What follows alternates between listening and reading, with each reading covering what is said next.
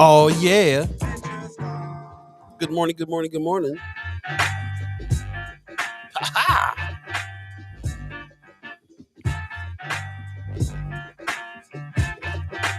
You got the right date today, Monday, May 16th. Good morning, good morning, good morning, good morning.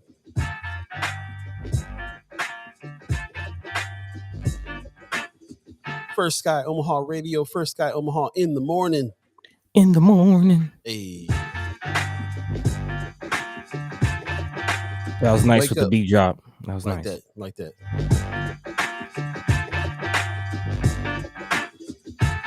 Get up, move your body. Good morning, good morning, good morning. Dedicated to nature's God. Hey, hey, hey, hey. Nature's God. The show is dedicated to you, chat chimers. Good morning. First Sky Omaha Radio, First Sky Omaha in the morning. Paul B, Buddi3 Da Gawd, Star Trek Rich in the house. Hey. Man, good morning to you. Monday, May 16th, 2022. Oof. Time is flying. Got a good morning from Pops. Good Friday morning, First Sky Squad and fam. What's happening, Pops? Hey. Judy Prince says, hey, fam. How you doing, Judy? Wanda Lewis gives us a good morning. Michelle Moreno says, good morning, everyone. Thank you for all the early chat chimers coming on in. Appreciate all the good mornings in the morning like this. Thanks for joining us once again. You're listening to First Sky Omaha Radio, First Sky Omaha in the morning. In the morning. Paul B, Buddi3 Da Gawd, Star Trek Rich in the house. Hey. All of you, the chat chimers, thank you very much for joining us. Got a good top of the morning from Rome's Reviews. Top of the morning to you, brother. How you doing? How you doing? Chelsea Perling says good morning with a little sunflower. I like that. Okay. Yeah, it's good vibes. Good vibes. Yeah. How y'all doing this Monday morning? I'm tired, but got some, not too bad for a Monday morning actually. Okay. Do you have a case of the Mondays? Is that? Oh man, I believe you get your butt whooped for a case of talking about case of the Mondays. How about yourself, buddy? How you feeling? Oh man, I'm the same. A little tired for some reason. I woke up at about 4 o'clock, 3 or 4 o'clock this morning. Yeah. I don't know, man. Some nights, like before the show, especially if I don't maybe plug my phone up to have my charger or have my alarm ready, like the whole night I'm just thinking in the back of my mind, is the show started? What time is it? Did I miss the show? Am I late for the show? Yeah. I'm not quite sure what that's about, but a little tired. But I'm here. Always excited to be here and do the thing. Looking forward to having a conversation with y'all. Got a couple special guests coming through today, so looking forward to speaking with them as well. So that's right. Hey, we got a magnificent Monday to everyone from Leia Keister. Magnificent. Okay. Pop says sorry Monday morning. What day did you say, Pop? You had us another day or something? Oh, Friday. Yeah, he said Friday. Yeah. He's bad as me with that one. What day See where it comes from. See where it comes from. Get it honest. Yeah. It is a Monday morning though. I did remember that this time. So I hope y'all had a good weekend. Let us know how your weekend went, what you did. Did anything fun, anything good, significant, anything of note? Anything of note. I'm sure that everybody who was running was doing some mean chilling out this weekend. Man, after all that hecticness. Man, I've been a part of a few campaigns, like in school days. Like back in high school, I think I was a part of somebody's campaign, and then in college, I tell you, in college, that's where a lot of future politicians kind of got their ears wet, their feet wet a little bit as far as running campaigns. And if that's just the taste, I can only imagine how hectic actual city and state campaigns get. If that's how competitive and hectic campus campaigns get. I mean, it's kind of crazy. Yeah, I can imagine. And I hear it when I'm talking to them. They're just like, day and night and day. Man, so big shout out to everybody who ran, putting in the work. Yep. Mark Manor gives us a good morning. What's going on, brother Mark? How was Hey, that concert last night? And I saw you concert. went and checked it out. Yeah, he went and checked out some music last night. I can't remember the name of the act that he went to go see, but it was pretty interesting. I listened to the music and I came away with a lot of pop right now. Sounds like the 80s. A little bit. And I'm not mad. A little bit. Not mad at it. Yeah, let us know. Todd Pinson says, "Morning, love, Omaha. What's happening? What's happening? Good morning to you as well. Shout out to all the ghost listeners as well, man. I love when I find out who's actually a ghost listener. Man, it's quite a few out there, man. Quite a few. That's why I had to, make it a point to give a shout out to the ghost listeners out there, man. Even though we're not really chatting or chiming up with you, we still love you. We still see you. Yeah, Still that's feel what's your up. presence.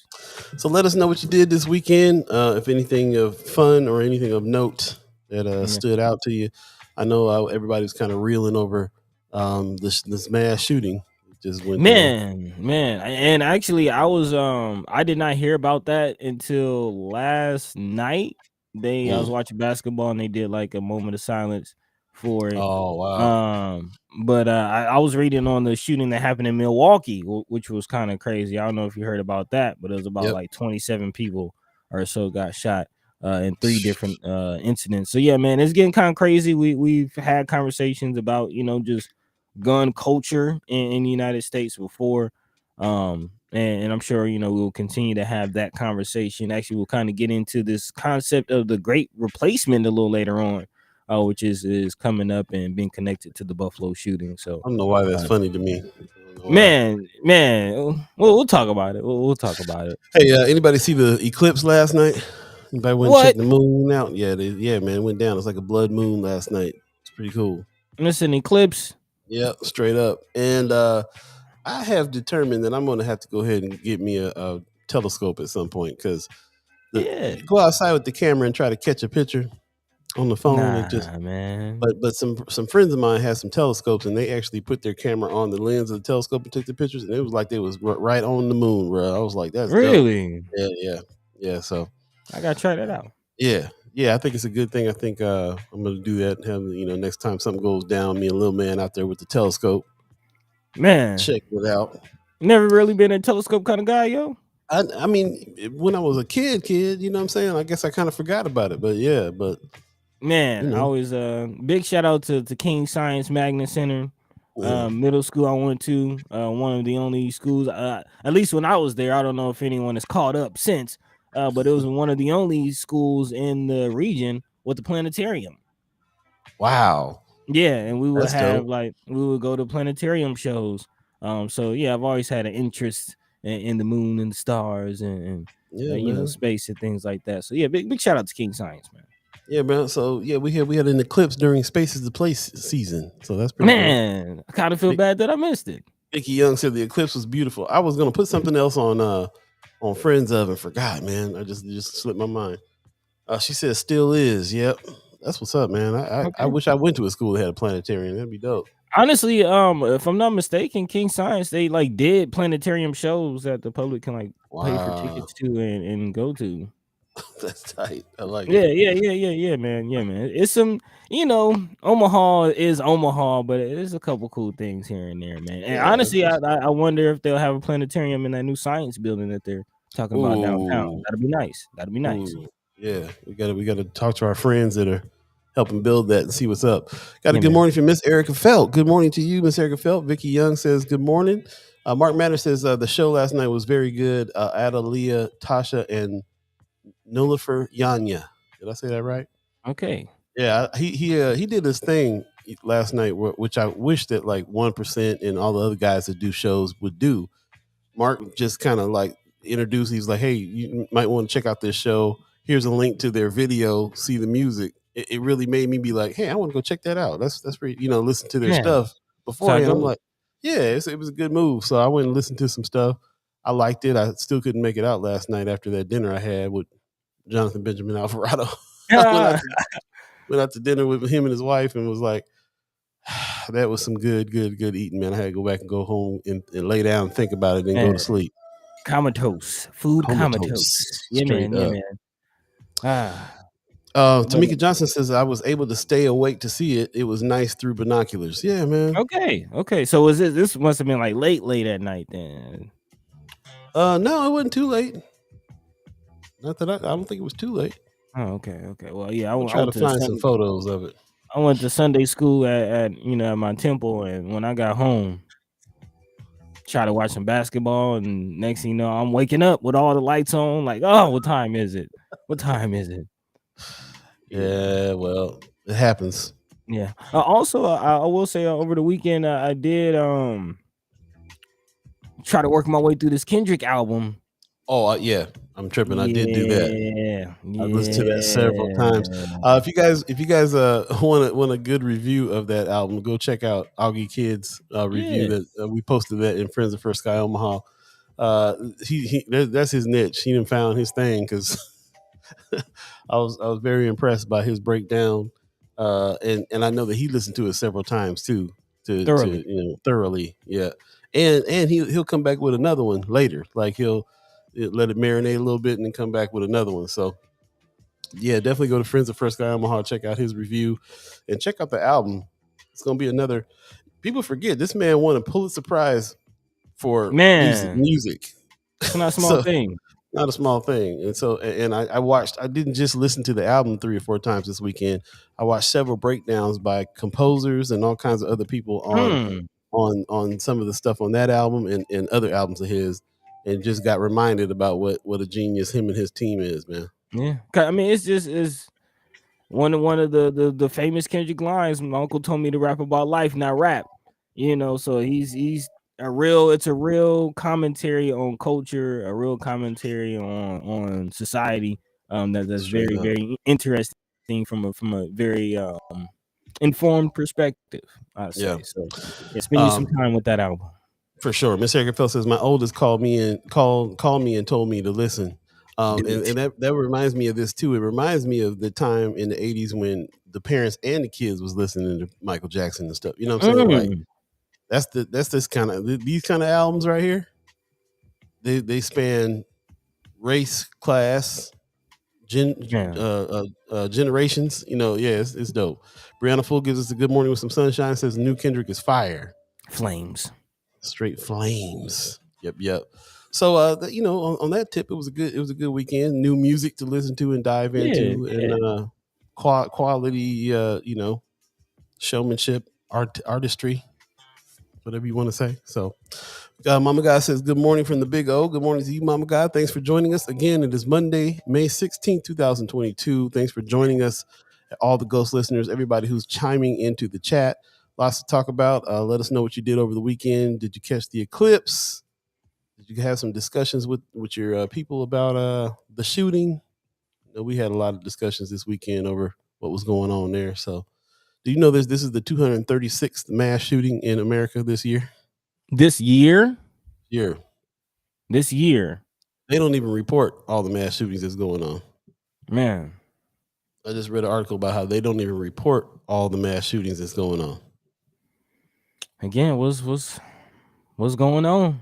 In infamous words. Yeah, let's talk about what we're going to talk about today. Also, special guests coming in. Yeah, we got from the Reader. We got Bridget Fogerty coming through, so that's what's up. Also, what's going on? Right. Also, Natalia Alamdari is coming in from Flatwater Free Press, and she's coming in fresh from the front lines over there in Ukraine, Poland. She spent some time out there, and she's going to come back and tell us about her trip. Man. So, stay tuned for that. And what else we got going on today, buddy? We'll definitely dive into some education things, continuing our conversation. Again, OPS is been recently reported in shambles.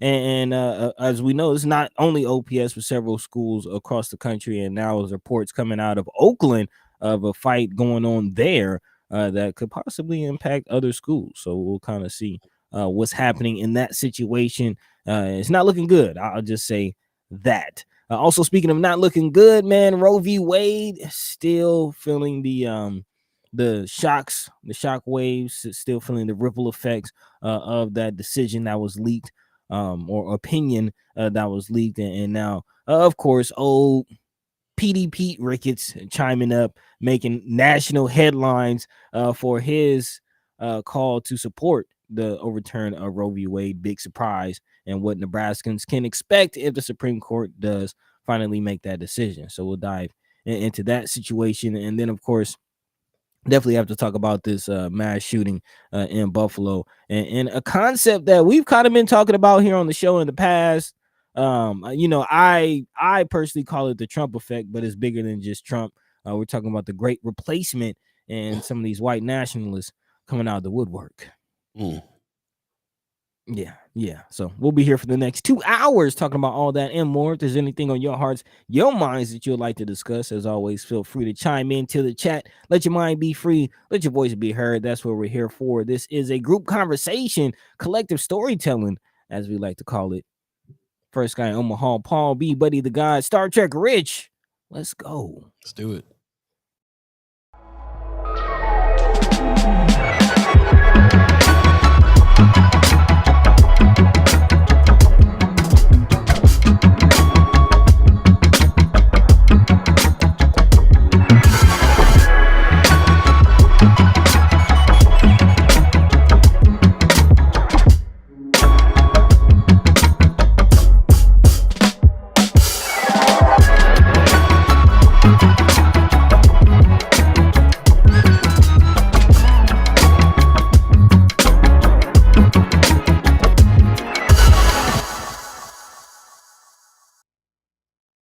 Good morning. Once again, you're listening to First Sky Omaha Radio, First Sky Omaha in the morning. Paul B, Buddi3 Da Gawd, Star Trek Rich in the house. All of you, the chat chimers, really appreciate everybody that's chiming in. I'm looking over at the Friends of First Sky Omaha page. Looks like Von Chapman in the house. He says, good morning. Why didn't the Buffalo police feel threatened enough to shoot this obvious threat? Could it be for the same reason the federal government has not charged the KKK violation of RICO? Ooh-wee. We are also looking into a lot of these stories that's going on with these rappers that are getting arrested and charged with RICO charges, and it's interesting that question's come up. How come the KKKs never got charged with RICO? Man. We also got Willie Hamilton in the house. He says, great question. He says, good family. What's happening, Brother Hamilton? Nice to see you on there. Appreciate you. Miss Erica Felt says, as of last month, more children die from gunfire than from car accidents in America. Wow. That's insane. So anyway, yeah, everybody's really fired up about this. We definitely should jump into some discussion here, and let us know what you're thinking, what you're feeling on all these incidents. Von Chapman, that's the stuff that he just said is the stuff that's on my mind. That's what I'm sick of seeing. I'm sick of them, coddling cats and bringing them out in handcuffs and shielding them and buying them Burger King before they take them to the police station and everything else after a mass shooting. When brother sell Lucy cigarettes and get choked to death. Man. Well, I guess we should just start off there then. If that's where the hearts and minds are. We'll kick off there with that. Again, over the weekend, if you didn't hear about it or if you don't know, tragedy struck a small community in Buffalo, New York, and the culprit this time is an 18-year-old European male, and I use European and white interchangeably for those of you who might not know. But again, European male at 18 years old shot and killed 10 people at a Buffalo supermarket, and reportedly researched the local area, even showed up a day in advance to do reconnaissance. That's according to law enforcement officials who made a statement Sunday. Authorities said the gunman shot in total 11 people and 11 quote unquote black people and 2 quote unquote white people Saturday in a rampage motivated by racial hatred that he broadcast live on social media. The feed was cut 2 minutes into the violence, but again, that's still enough. This individual came here with the express purpose of taking as many quote unquote black lives as he could, Buffalo Mayor Byron Brown said at a news conference Sunday. The shooter, identified as Peyton Gendron, had previously threatened actually a shooting at his high school just last June. That's according to law enforcement. speaking with the Associated Press. Also, Buffalo Police Commissioner Joseph Gramaglia said then 17-year-old was brought in for mental health evaluation afterward. Also, meanwhile, federal authorities were still working to confirm the authenticity of a 180-page manifesto, which is the kind of the main thing that we wanted to talk about a little bit of what's in this manifesto, the detail that detailed the plot and identified Gendron by name as the gunman. The law enforcement officials told the AP the shooting, the latest act of mass violence in the country, unsettled by racial tensions, gun violence, and of course, not just a recent, but a long span of hate crimes and mass shootings. Of course, this left that local residents in that area completely shattered. According to New York Governor Kathy Hochul, she's blaming social media and technology industry giants for their responsibility in propagating such hate speech and such ideologies. She actually told ABC that the heads of technology companies need to be held accountable and ensure all of us that they're taking every step humanly possible to be able to monitor this information. And of course, we've seen recently with the purchase of Twitter, some companies. Didn't go through yet. He backed out of it. Oh, okay. But he still threatened to again take the thing the other way as far as opening the floodgates for freedom of speech rather than monitoring and sort of restricting freedom of speech. So a lot of points to comment on, a lot of things to discuss there. But Paul, what say you? Well, first of all, I'm just trying to figure out what jumping into social media and what social media needs to do to protect us is even part of this conversation. How about we go back and talk about how to protect people from shooters? I don't even know how that he gets tagged on, but I think it's pretty interesting that this, like I said, there's things that really burn me up about it. It really has to do with well, I mean, from beginning to end, of course, but this is obvious, obvious thing. Like you said, he had a manifesto, the whole thing. They're going to be charging him with hate crime. If something falters with that, might be some more riots in the streets because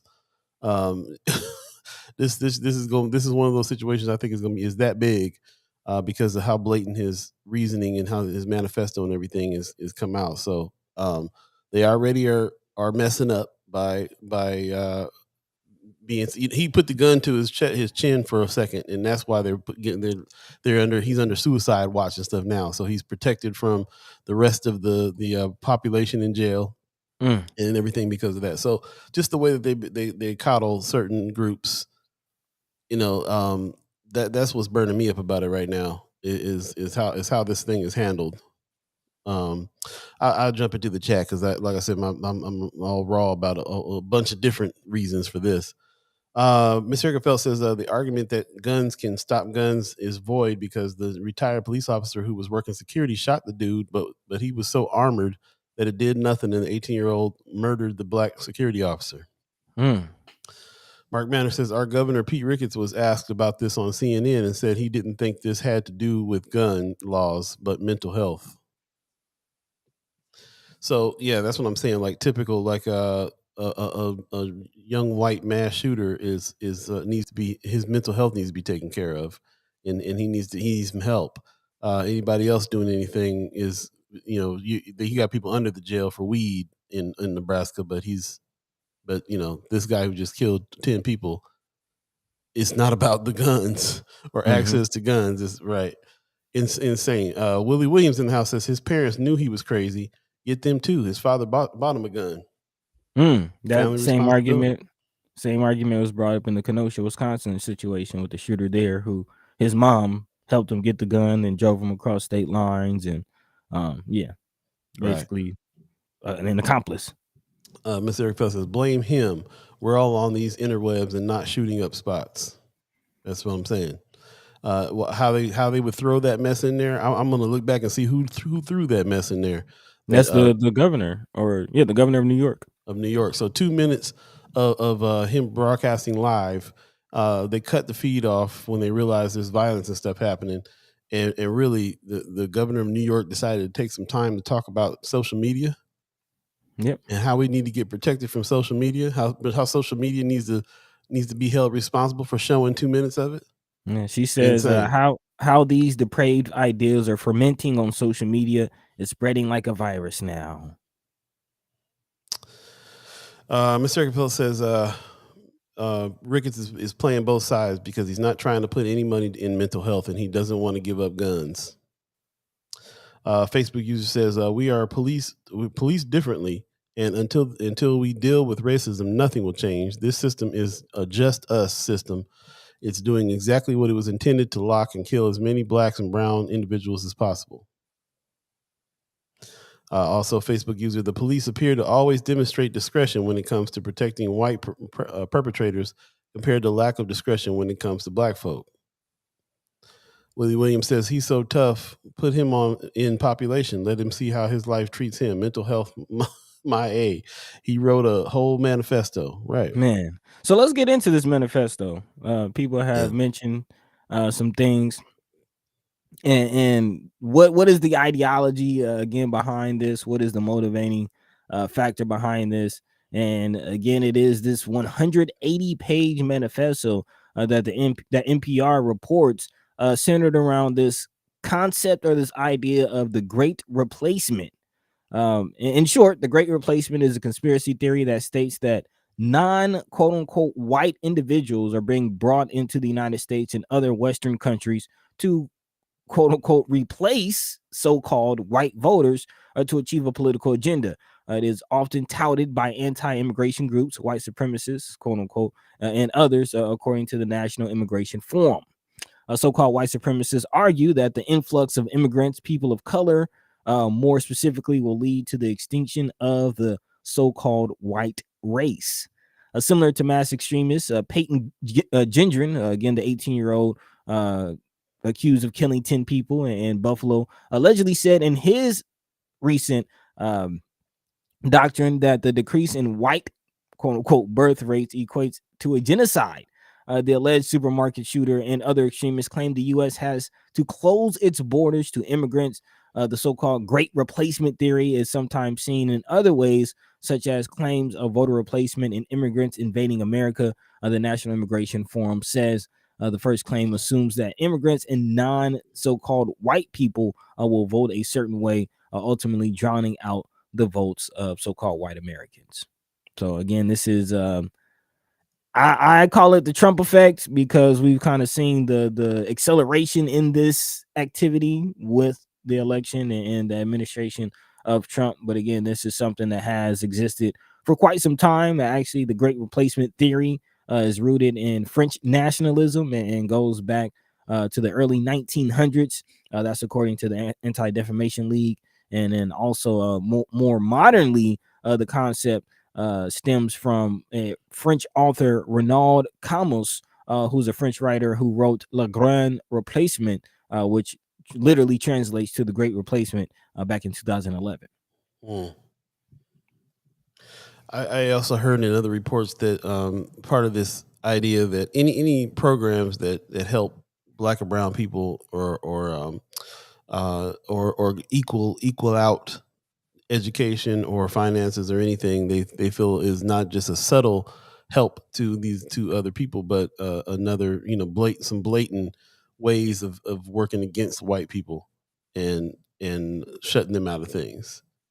And it's just all really kind of funny to me because it feels like, because we're talking about, like we were talking about earlier before the show, didn't Europeans try to replace Native Americans and blacks and everybody else? Like, isn't that the mode of operation there, to go around the world and replace everybody's culture with European culture? Isn't that a greater replacement plan? I refer to the Webster's definition of American. And of course, you got to go to the early definition before it was so-called whitewashed. 1828. The 1828 definition of American in the Webster dictionary. Let me find it. Is a native of America, originally applied to the Aboriginals or copper races found here by the Europeans, but now applied to the descendants of Europeans born in America.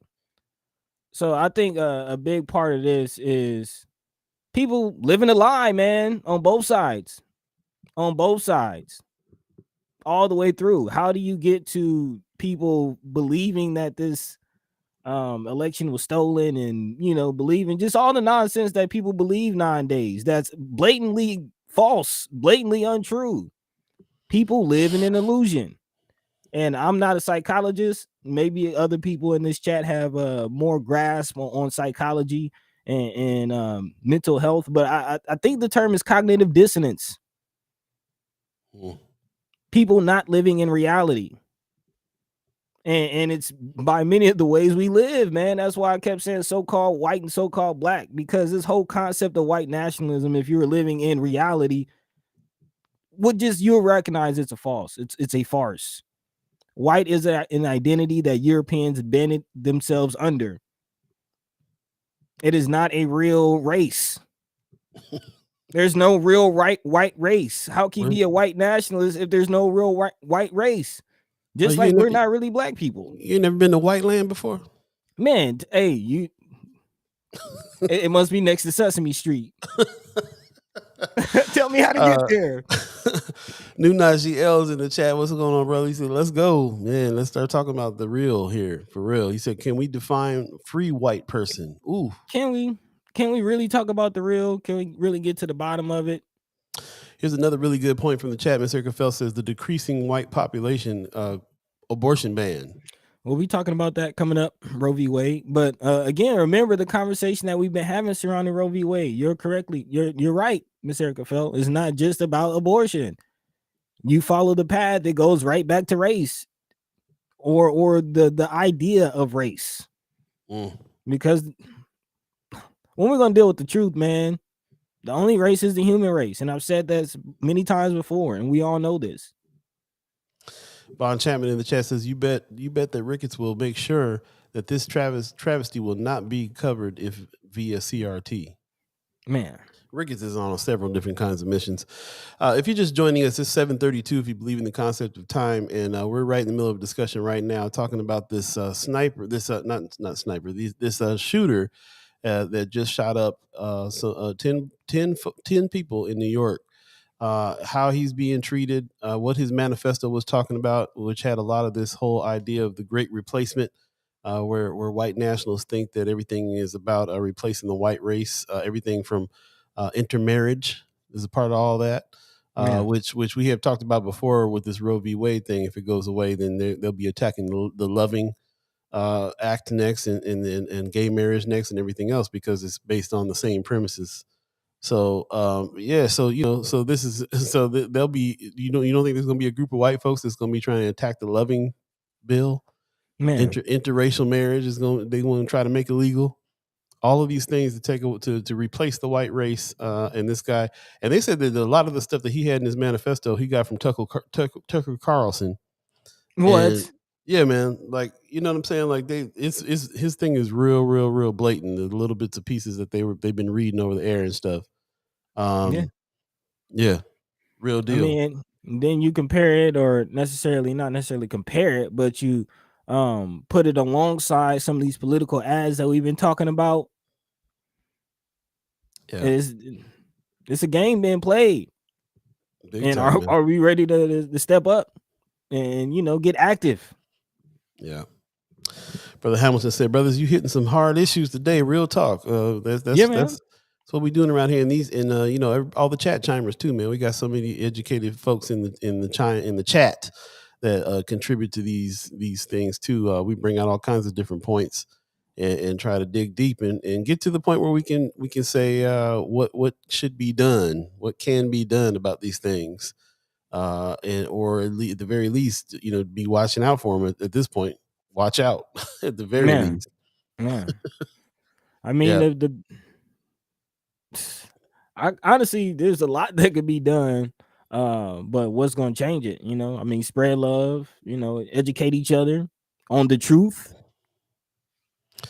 And in other actions, I mean, we constantly are thinking about other actions. There has to be, there's got to be some protection here in place.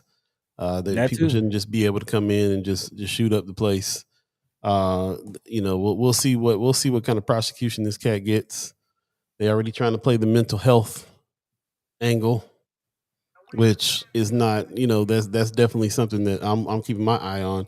You put the gun to his chin for a minute, and now they're treating him like, he's on suicide watch and stuff now. Probably getting McDonald's and stuff in the cell. All hands on deck. You got me with that one. Hey man, when what was his name? Who was the cat that they stopped? Dylan Roof. Dylan Roof stopped him by a Burger King gate. He shot up a whole bunch of people in a church, and they stopped the fool by Burger King to give him a burger before they took him to jail. Yeah, but again, the brother selling Lucy's on the sidewalk or blank CDs. He's the boogeyman. We'll take a quick break. 7:36, if you believe in the concept of time. First Sky Omaha Radio. First Sky Omaha in the morning. Paul B, Buddi3 Da Gawd, Star Trek Rich, all of you, the chat chimers, don't move. We got special guests coming up. Bridget Fogerty from The Reader is coming through to talk to us. And also Natalia Alamdari is coming through from Flatwater Free Press a little later on. She's straight from the Ukraine, straight from the front lines, and she's going to come and tell us about her trip. So stay tuned there. Really appreciate everybody chiming into the chat, all the ghost listeners, everybody that is here. We'll be right back. Stay tuned. You're listening to First Sky Omaha Radio, First Sky Omaha in the morning. Yeah, hold on, baby.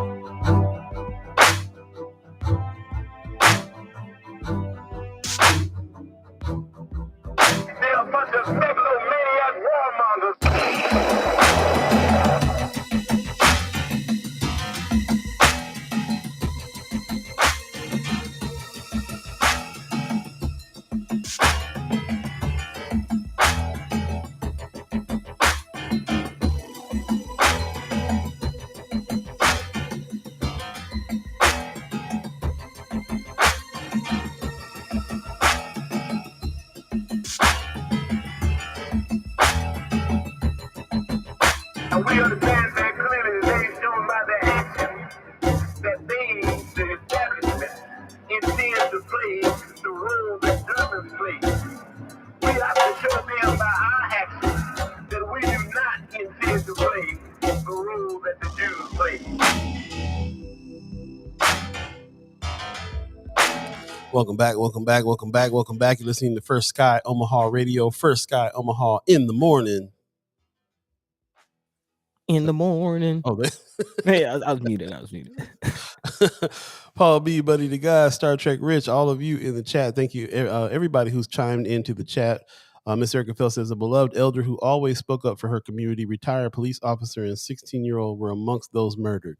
If you're just walking in on the conversation, we've had to have the conversation. We've had to talk about this mass shooting that just happened in New York. And because it was such a racially motivated thing, and it's been very, very blatant that it was. He had a whole manifesto and everything. So we appreciate all your comments and everybody who is chiming in on this subject. Again, I read this morning there was this is the 236th mass shooting, not this one, the one that happened after this in California, just yesterday, where they hogtied the dude and one got killed. So this was the 236th mass shooting in America this year. So they don't even report on all the mass shootings that go on anymore. It's got to be like over 10 people before they will report it. Brooke gives us a good morning. Tanaya Patterson said he drove hours from his town with likely very few black people to murder people he feel will replace his people. The level of psychosis among terrorist white males is unmatched. Ill gained is rightfully lost. This was never his former's land to lose. His racial classification was never a thing to lose. Not at all. Well said. Not at all. Yeah. Which again is why I talk about, people living in these illusions and living a lie. And this is the result of living a lie. We got to face the truth, or this thing is going to keep happening. Yeah. Period. 7:40 right now. If you believe in the concept of time, stay tuned. In just about 5 minutes, we have a special guest in the house. We got Bridget Fogerty from the Reader getting set up. In the meantime, what else did we let's remind the folks about some other subjects that we're going to be talking about here today, just for us to stay on track. And while you're on it, please do us a favor. If you're on Facebook, share the show on your page so that we can get as many people talking about it as we can. Yeah.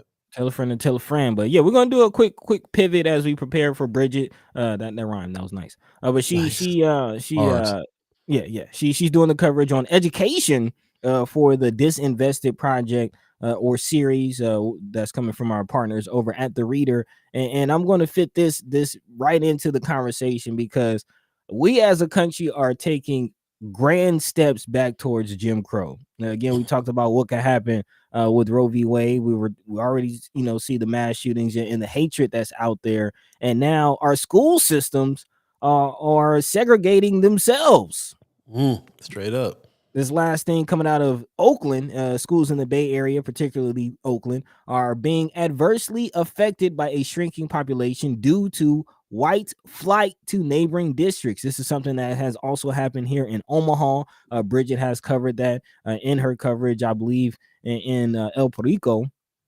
And now this is impacting Oakland severely. In Dublin, California, the district is building 7 new schools with 2 more on the way to bring the total to 15. That's according to East Bay Times. However, in neighboring Oakland, a proposal was recently released that would close or merge 11 schools due to a drop in enrollment.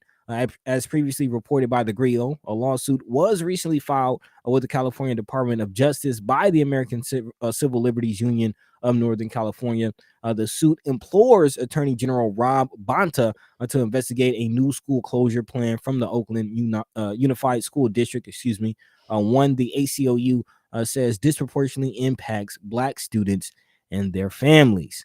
East Bay Time notes that Dublin is currently the fastest growing city in California and one of the 15 fastest growing cities in the nation. That growth is proportionate to families moving out to other areas.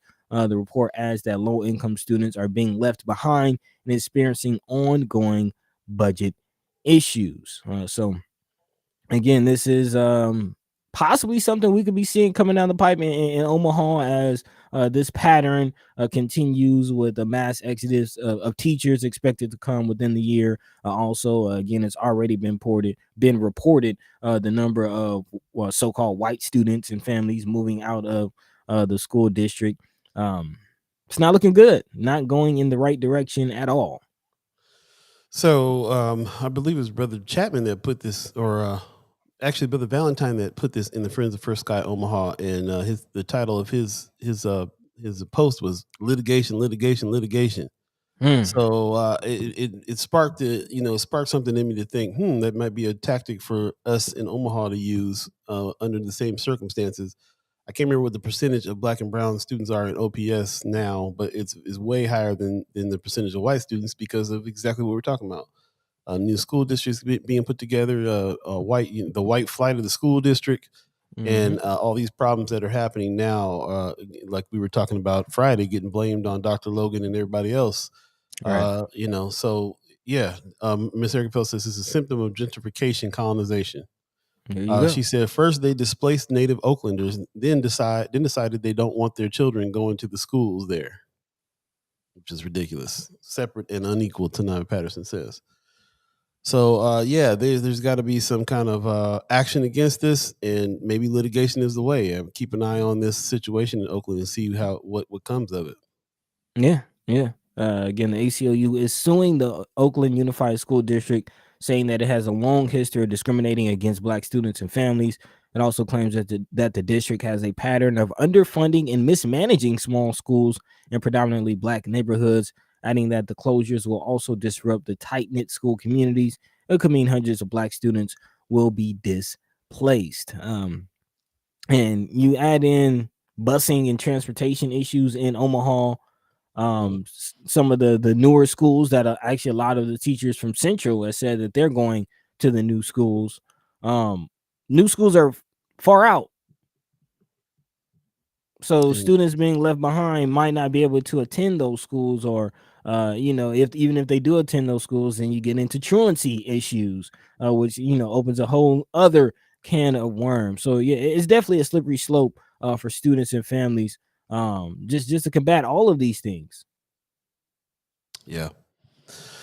It's interesting, man. I learned firsthand about like our bus system, for instance, when I was going to Metropolitan Community College, and my classes were in Elkhorn.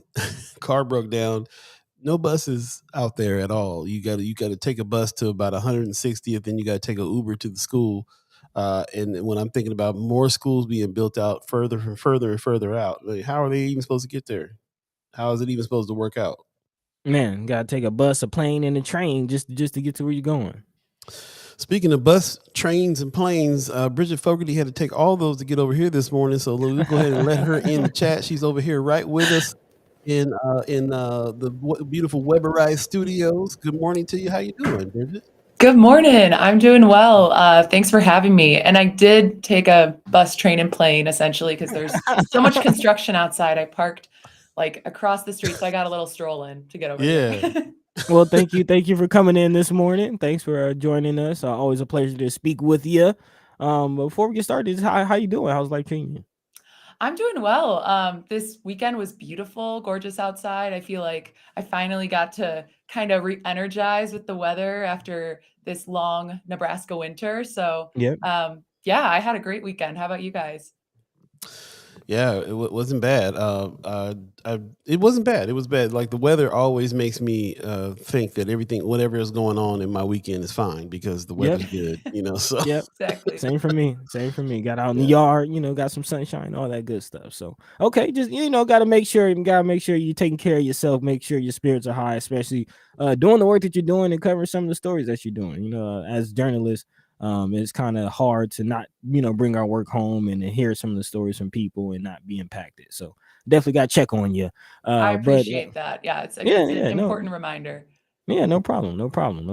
But again, we're coming into the conversation talking about this situation happening in Oakland and so how white flight is kind of impacting that area. And I know that you're doing the education portion of the Disinvested series, and actually you did do some coverage on that happening here in Omaha as far as demographics leaving OPS. Can you kind of speak to that?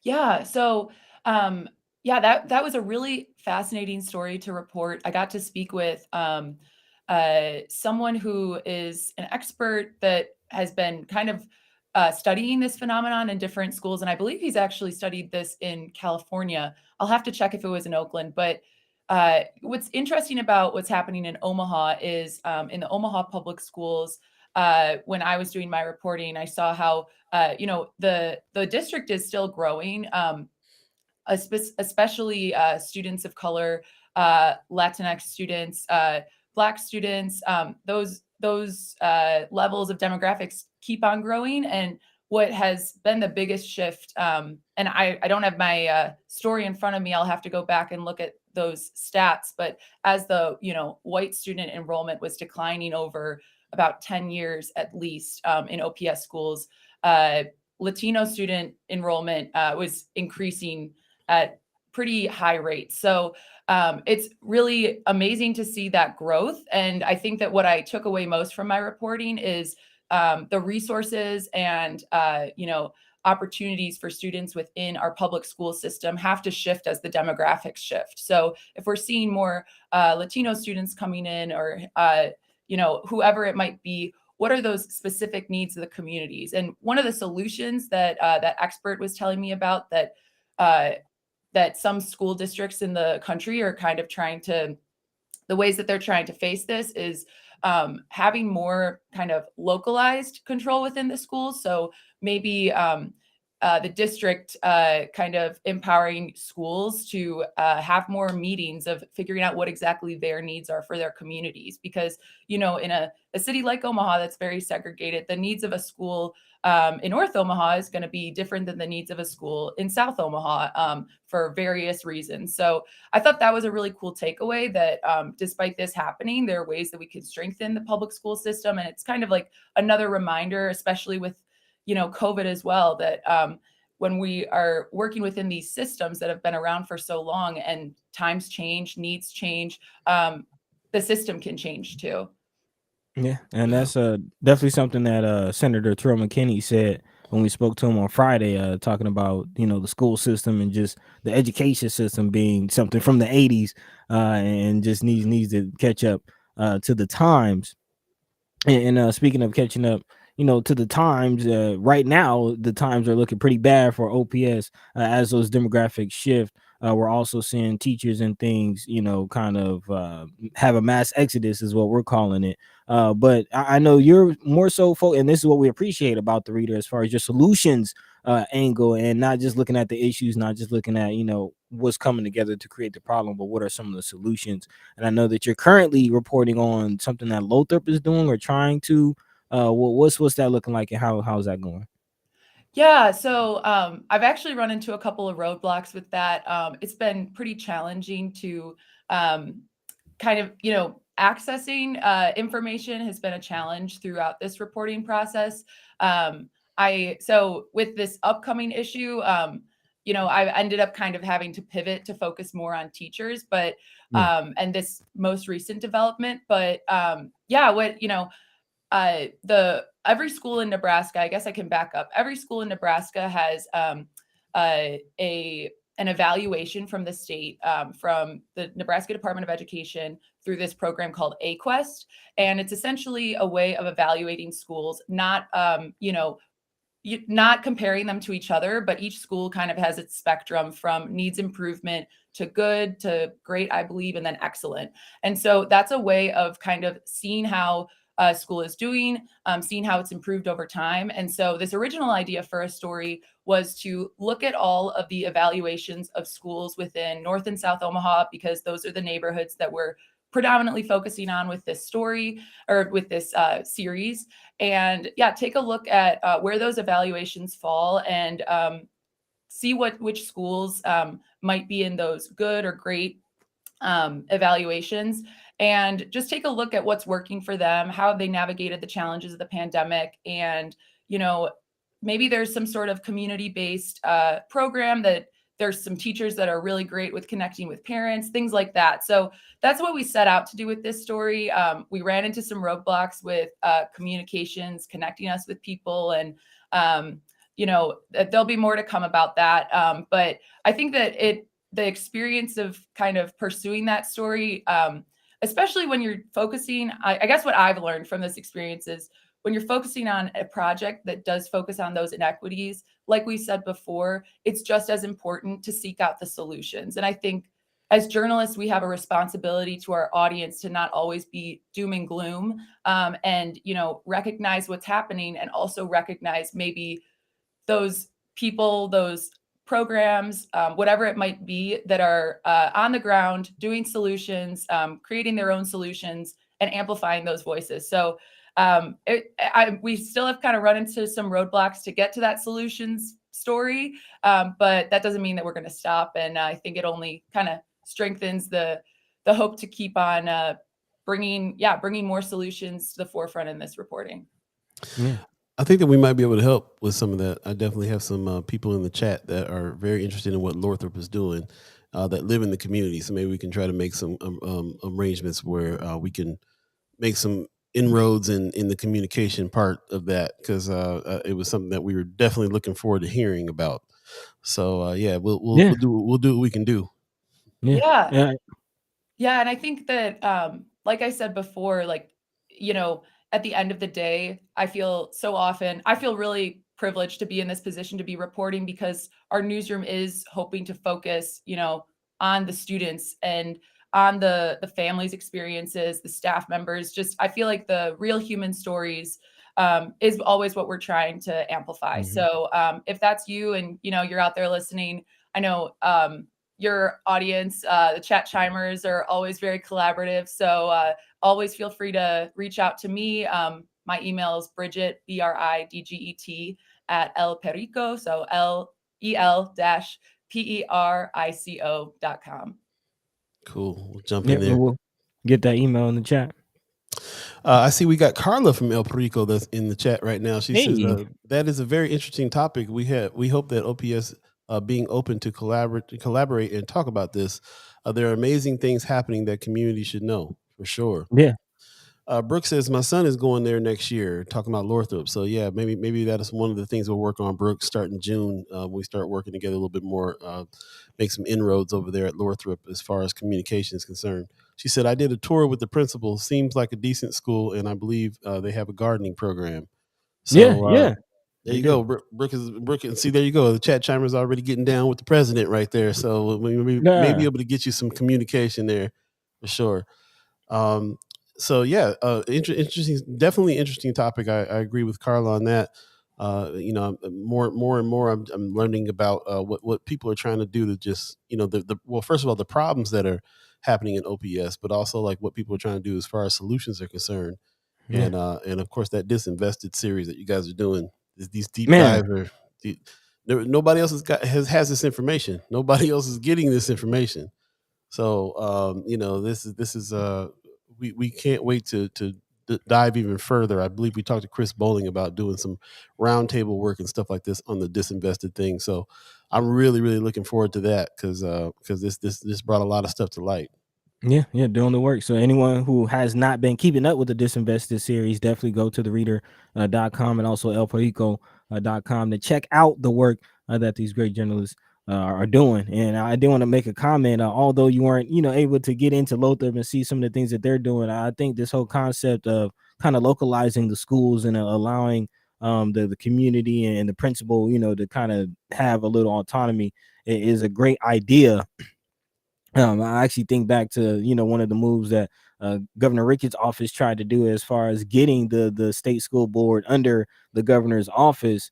If we have more autonomy with the certain schools themselves, that can kind of shield them from those types of moves a little bit, and then also you'll have more investment into the schools. We're actually we didn't really get too deep into the report, but late last week there was a report as OPS responded to some of the things coming out about the mass exodus of teachers, and they did mention that they will be paying teacher students or student teachers. They will be getting a stipend, and one teacher student in particular that was interviewed in that article was actually a student of that school. So Oh yeah, I if we saw can, that. so yes, so if we can get people from the community, people who went to that school who are now in education, more invested in the school and have a little more autonomy, I think that could be a great solution. But I also wanted to get into, you say you did not get to Lothrop's story, so you had to pivot. What is the story that you're covering now, and what's going on with that?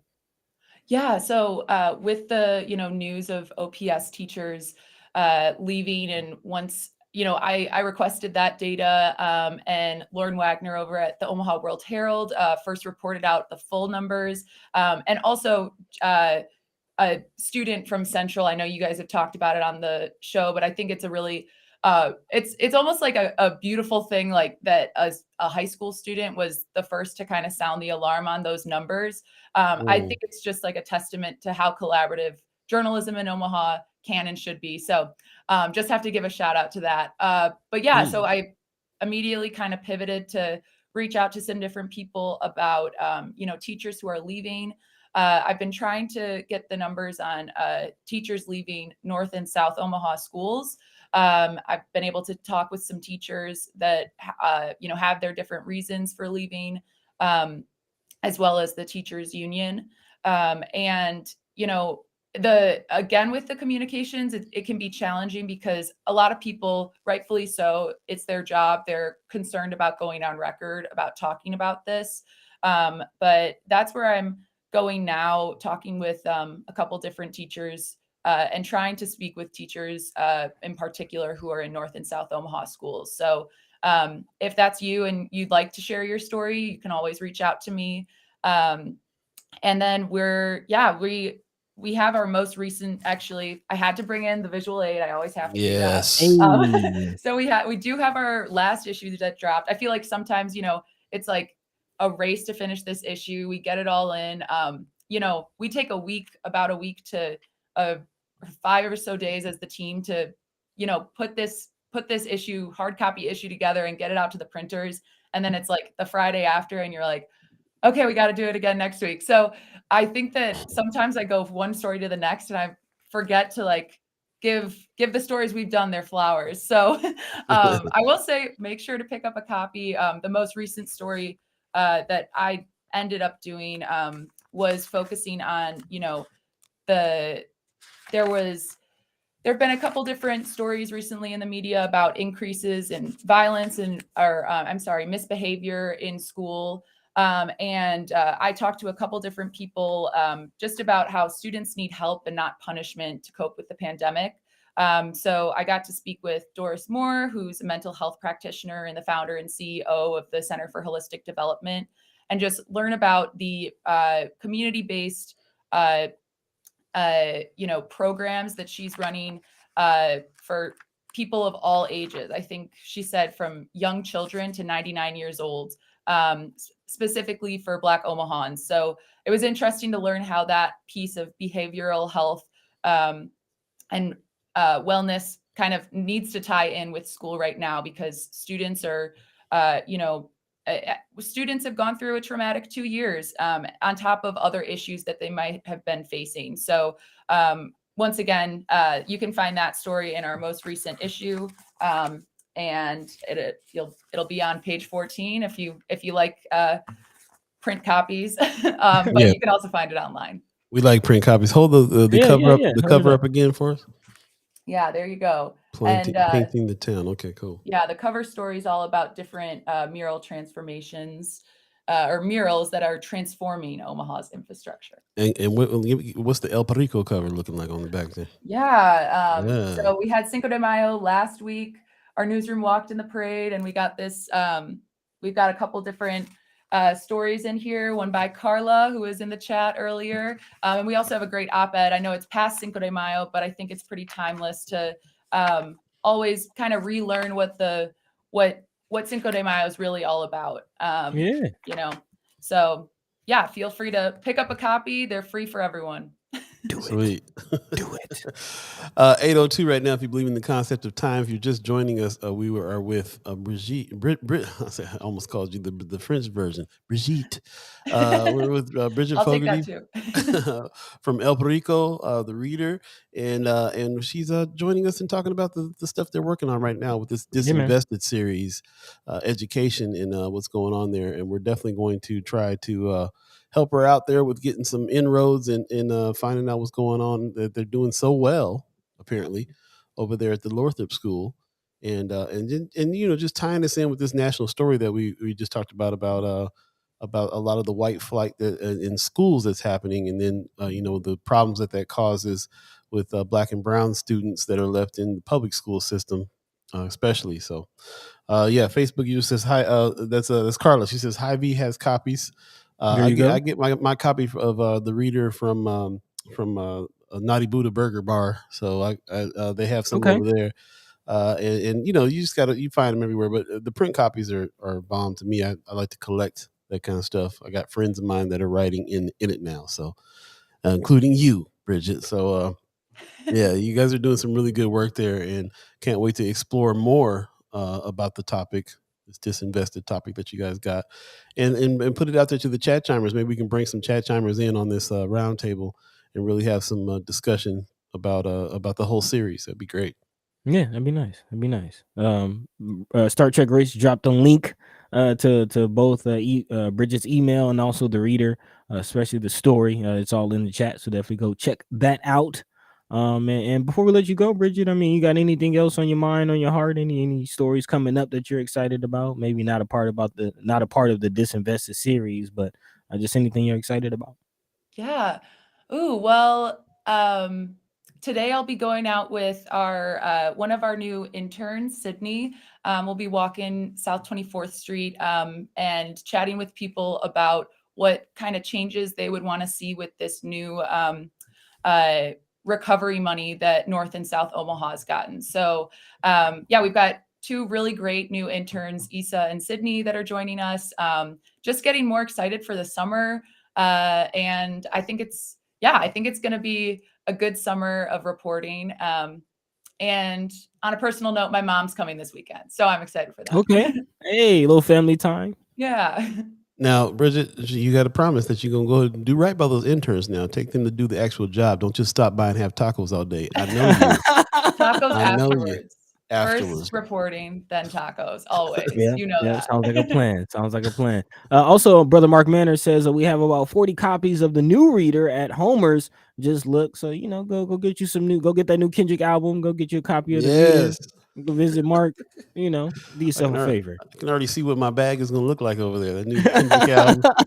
couple readers. I take two at a time because I got to keep one in the car and one at home. So that's what's up. Get you some goodies, man. Thanks for coming, Bridget. Always a pleasure to have you in the studio with us. And let's go do tacos soon. We're long overdue. Absolutely. Thanks so much, guys. Have a good one. You too. There you go. That's our friend Bridget from El Perico, the reader. And man, she is always bringing it. They do some really deep dive stuff, and I love it. And I love the fact that they got that solutions spin on it too. That's what's happening. Right. Man, I would have liked to see that Lothrop story, and hopefully she, continues to pursue it, man, because I would like to see that Lothrop story. It always rubs me the wrong way. Just the code of silence that we hear from teachers and coming out of OPS, man. I don't know why teachers are so afraid of retaliation or what's going to happen. I mean, kind of seen it happen to Brother Sharif, but, Right. Just rubs me the wrong way. This is a good time to talk to them too, because so many, there's something else going on too. A whole lot of teachers are leaving, so they don't care nothing about talking about it. It sounds like a good time to talk to some folks. What they gonna do? Fire me? I'm leaving anyway. Right. I'm gonna spill all the tea. So we're definitely gonna do use our whatever first Sky power we got to get her over there at Lothrop and get her talking to some folks, because like Brooke said, Lil Man's going there next year. I got to see what's going on. Man, gotta know what's happening. Yep. Let's take a quick break. 8:06. You're now in the second hour of First Sky Omaha in the morning. Morning. Yeah, man. Sorry about that. And then let you read the song. Paul B. Star Trek, Rich, and Buddi3 Da Gawd in the house right now. Ooh. And all of you, the chat chimers, really appreciate everybody that's chimed in.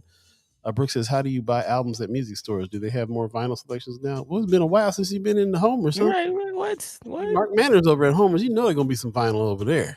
Come on. Vinyl is like still the number one selling form of physical music. Like, people don't buy CDs, cassettes. They buy vinyl. Vinyl's still going on. Very, very, very, very, very true. Vaughn Chapman in the chat real quick says, if you ever get to the point, especially with subsidies via philanthropy, that you can finally afford so-called affordable housing only in North Omaha, you and your family will be forever trapped by design in a purpose-driven declining area, i.e. OPS. None of the new affordable homes will timely increase in equity, liquidity, or generational wealth. This is just a more sophisticated and distinguished system of planned redlining to keep you in your place and unable to timely move forward. Interesting thoughts there, man. That's crazy. Chestnut checkers, man. So if you get yourself an affordable house, you're still in a messed up school district, maybe. You know what I'm saying? Like, still in the overpoliced community, maybe. Yeah, that's deep.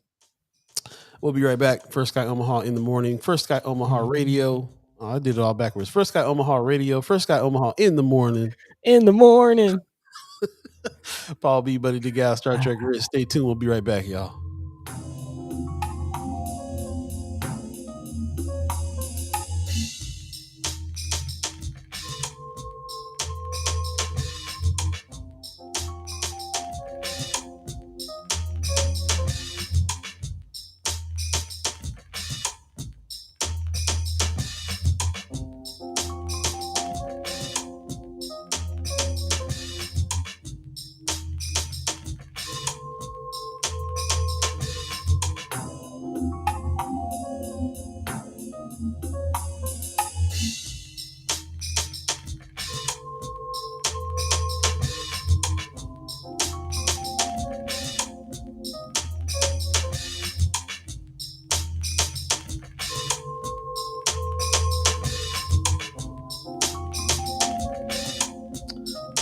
Welcome back. Want to give a shout out to Brooke. My sister just got through the semester, straight A's. Hey, that deserves a trip to Homer's, Brooke. I'm gonna buy you a record. And it's time to take little man to a record store too. Should I say A's? A's. I like what you did there. Cool. Welcome back, First Sky Omaha Radio. First Sky Omaha in the morning. Paul B, Buddi3 Da Gawd, Star Trek Rich. Shout out to the radio listeners today too. I forgot to give you guys a shout out. Thanks for listening. Beth is always on tip as a ghost listener. Appreciate you. And all the other ghost listeners out there that's checking us out. And if you're on Facebook, do us a favor and share the show so we can get as many people talking as we can. If you're on the YouTube channel, really appreciate you jumping on YouTube, like, subscribe, all that good stuff. And tell a friend. You know, people are telling me that they like the YouTube situation because they can go back and watch it. They can watch it on Roku. They can watch it on a big screen. They can watch it everywhere, and not have to dive all back into Facebook. So yeah, if that helps, then great, appreciate it. A lot of the news people are tuning in on Twitter because Twitter seems to be the place where the news people go to all the time. The headliners. So yeah, we are live on Twitter as well. You can go back and check out older shows there. So that's what's up. So let's do it. Yeah, let's go this weekend. Sounds good to me. I'm with it. I'm always with a record store trip for sure. Yeah, man. Shout out to Mark Manor and Homer's squad. Brooks said Homer's used to be my favorite place as a teen. That's where I spent all my money. Yeah, you got it. Like I said, you got it. We in the same family because that's exactly what I done that too. And Homer's, I gotta give a shout out to Homer's and shout out to brother Mark Manor because he is one of the reasons why I'm such a record store dude in the first place. Man, I came out here in my 20s. And when I was, serious Prince fan, going around looking for bootleg copies and stuff all the time of obscure Prince tracks, and searched up and down California and found what I can find. But then I came out to Omaha, and Homer's had 6 or 7 of them that I had been searching for. And I was like, who is doing the buying around here? And it happened to be Mark. They were like, oh, this young cat named Mark. He goes up to Minneapolis and comes back with the stuff I went back to California like, bro, everything we've been looking for is sitting in Omaha, Nebraska right now. Nebraska? Yeah, dude. So, yeah, man. And later on in life, I owned a record store out in Hawaii, and I've just been a record head ever since. So, Homer's is still rolling. Mark is there, and it's still a good time. So we definitely need to spend some more time out there for sure. Man, I didn't realize you and Mark went that far back. I didn't meet him back then. I just heard about him because he was the Prince buyer. But I remember that when I got back in town and realized that he was still at Homer's. I don't know how we forgot to be friends, but that was my introduction. So yeah, man, we got to get down, take a weekend record trip. That's what's going on. Richard Lewis says, me too. My brother worked there for years. I didn't know that. Roger worked at Homer's. Also, she said it's also where I bought my African musk. Wait a minute, bro. You're supposed to go to African American bookstore for that. Not the musk. Paul Philman gives us a good morning with some sunshine. He says, dealing with second week of COVID. Oh, man. Get well soon. It's still real. I'm vaccinated and double boosted, so hopefully I won't have a serious problem. Wow. Yeah. Get well soon. Yeah, get well soon. I just heard from Kyle Eustace. She went out to New York and caught it as well. Also vaccinated, double boosted, and avoiding it all this time. And went to one trip out in New York and came back with it. So COVID is still rampant. Yeah. There's no getting around that. Brooks says, oh, yeah, I think I found a rare fishbone import there once. Japanese. Yeah, man. That's probably Mark bought that. So that's what's up. Roger Lewis was Homer's for a while. He said, that's what's up. Miss Erica Phil says, I think when I first got here, there was a Homer's on Saddle Creek, but it quickly closed after I arrived. Yeah, I remember that. It's like a bagel store or something now, ain't it? Yeah, I think so. In the plaza. Yeah. Take care of yourself, brother Philman. Need you to keep on fighting the good fight. Mama God says, get well soon. It can linger. I'm 3 weeks in and choking heavily on mucus. Woo. Yeah, man. Everybody talks about that long COVID. Anybody got that long COVID? Had it last year, still feeling the effects. Apparently it's a real thing. So yeah, take care of yourselves, man. I'm putting my mask back on every time I roll, bro. All the time. Please take care of yourselves. Yeah. Mr. Eric says, people laugh at me for getting tested yesterday. Heck, I'm sick and don't want to give COVID to anyone if I had it. Yeah, you got it, especially in your line of work. As soon as you Yeah, get a little yeah. scratchy, you gotta do that get that home test out. With them babies. Yeah, man. I still got mine too. I was like, I'm gonna keep a couple home tests around. As soon as I get a Man, little scratch. man. Speaking of babies, man, let's go ahead and pivot. If that's all right. Yeah, absolutely. Yeah, about 9:15, 15 Mhm. or 8:15, 9:15 my time. But Time don't exist. yeah, that part.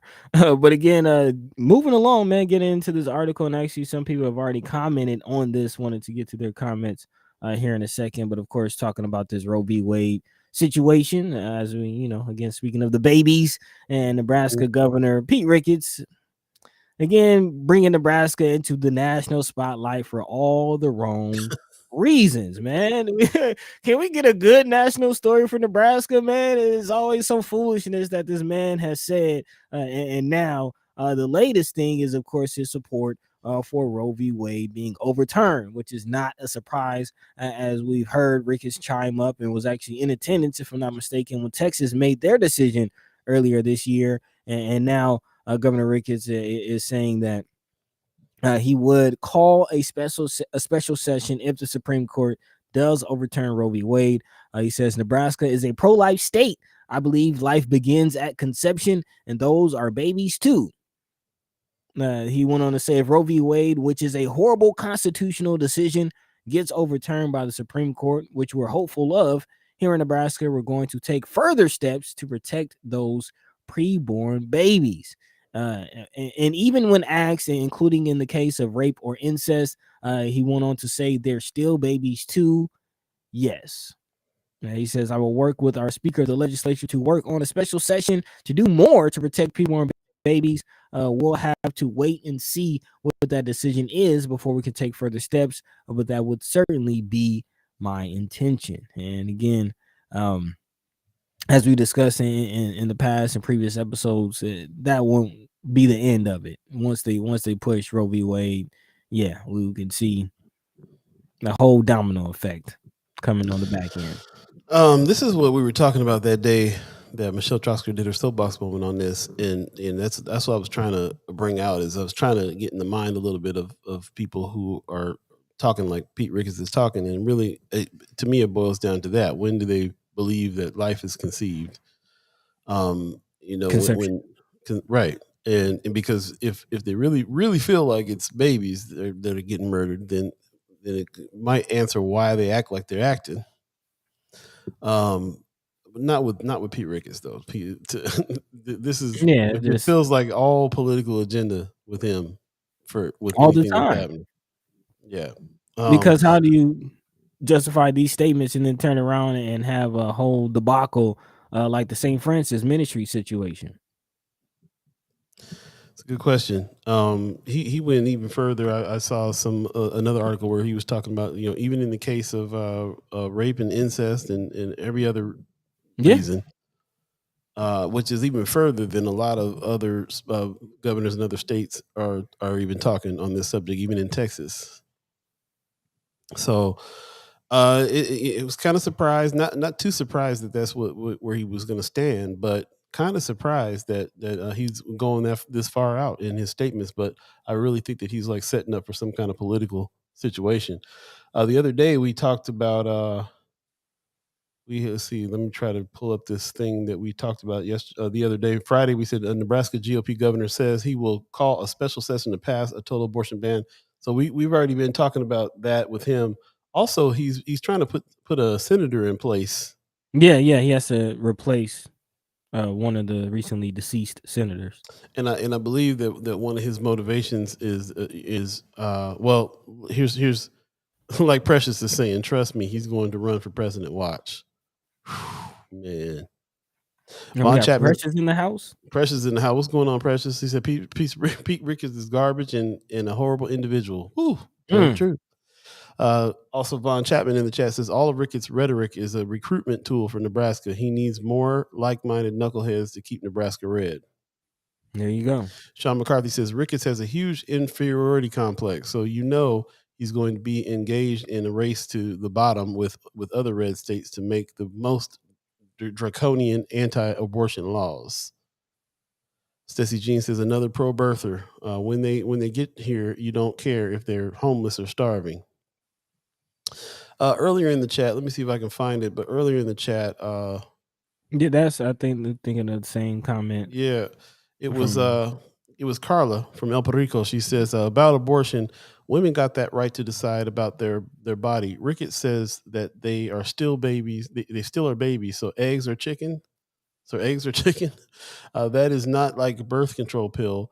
That is an option for many women, young or not, to decide in an early time if they want to have a baby. That is very, very painful time for a woman. It is better to do it in an institution than clandestine. Why the governor wants to touch this topic nowadays? Well, multitude of reasons. Yeah, political power. I mean, really, it's jumping on the bandwagon for political power. I don't even think he thinks as deeply as the rest of the, like the replacement. Really, you don't think it's that deep for Ricketts? Nope, I certainly do not. I don't think he's thinking that deeply about none of that. I think that everything is like a political move with him. Like this is the script. Yeah, that script that we were talking about earlier in the year, right? Yeah, exactly. Just give me the script and I'll regurgitate it. That's basically it. Well, the thing is, like what Precious said, he's going to run for president. So if he's going to do that, then he's saying things that will get the supporters he needs. Also, who just said, so they can keep the state red, get a bunch of knuckleheads in. Same thing. Christy Norris says Prickett says that he is pro-life, but orders illegal drugs through the mail to kill people. All the white supremacists he and Bacon employ, they can go to hell. Wow. Precious McKesson also says Ricketts will have the opportunity to appoint 2 seats before July. Okay, I thought it was just the one. One Senator Patty Pansing Brooks wins the June 28th special election in CD1 to replace Fortenberry. He will appoint that seat also. So he's got 2 to jump on, and you best believe they're going to be the Herbster types. Yeah, or the Pillin types. Pillin types, right. Von Chapman says women cannot have equality without the ability to choose if and when to have children. Precious says or Miss Eckerfeld says, I think some folks give him too much credit. He's not game deep. I'm telling you, that's what I'm saying. He's a surface dweller. Man, I'm trying to tell you, you're reading the script, bro. I do not think it's that deep either. Really do not.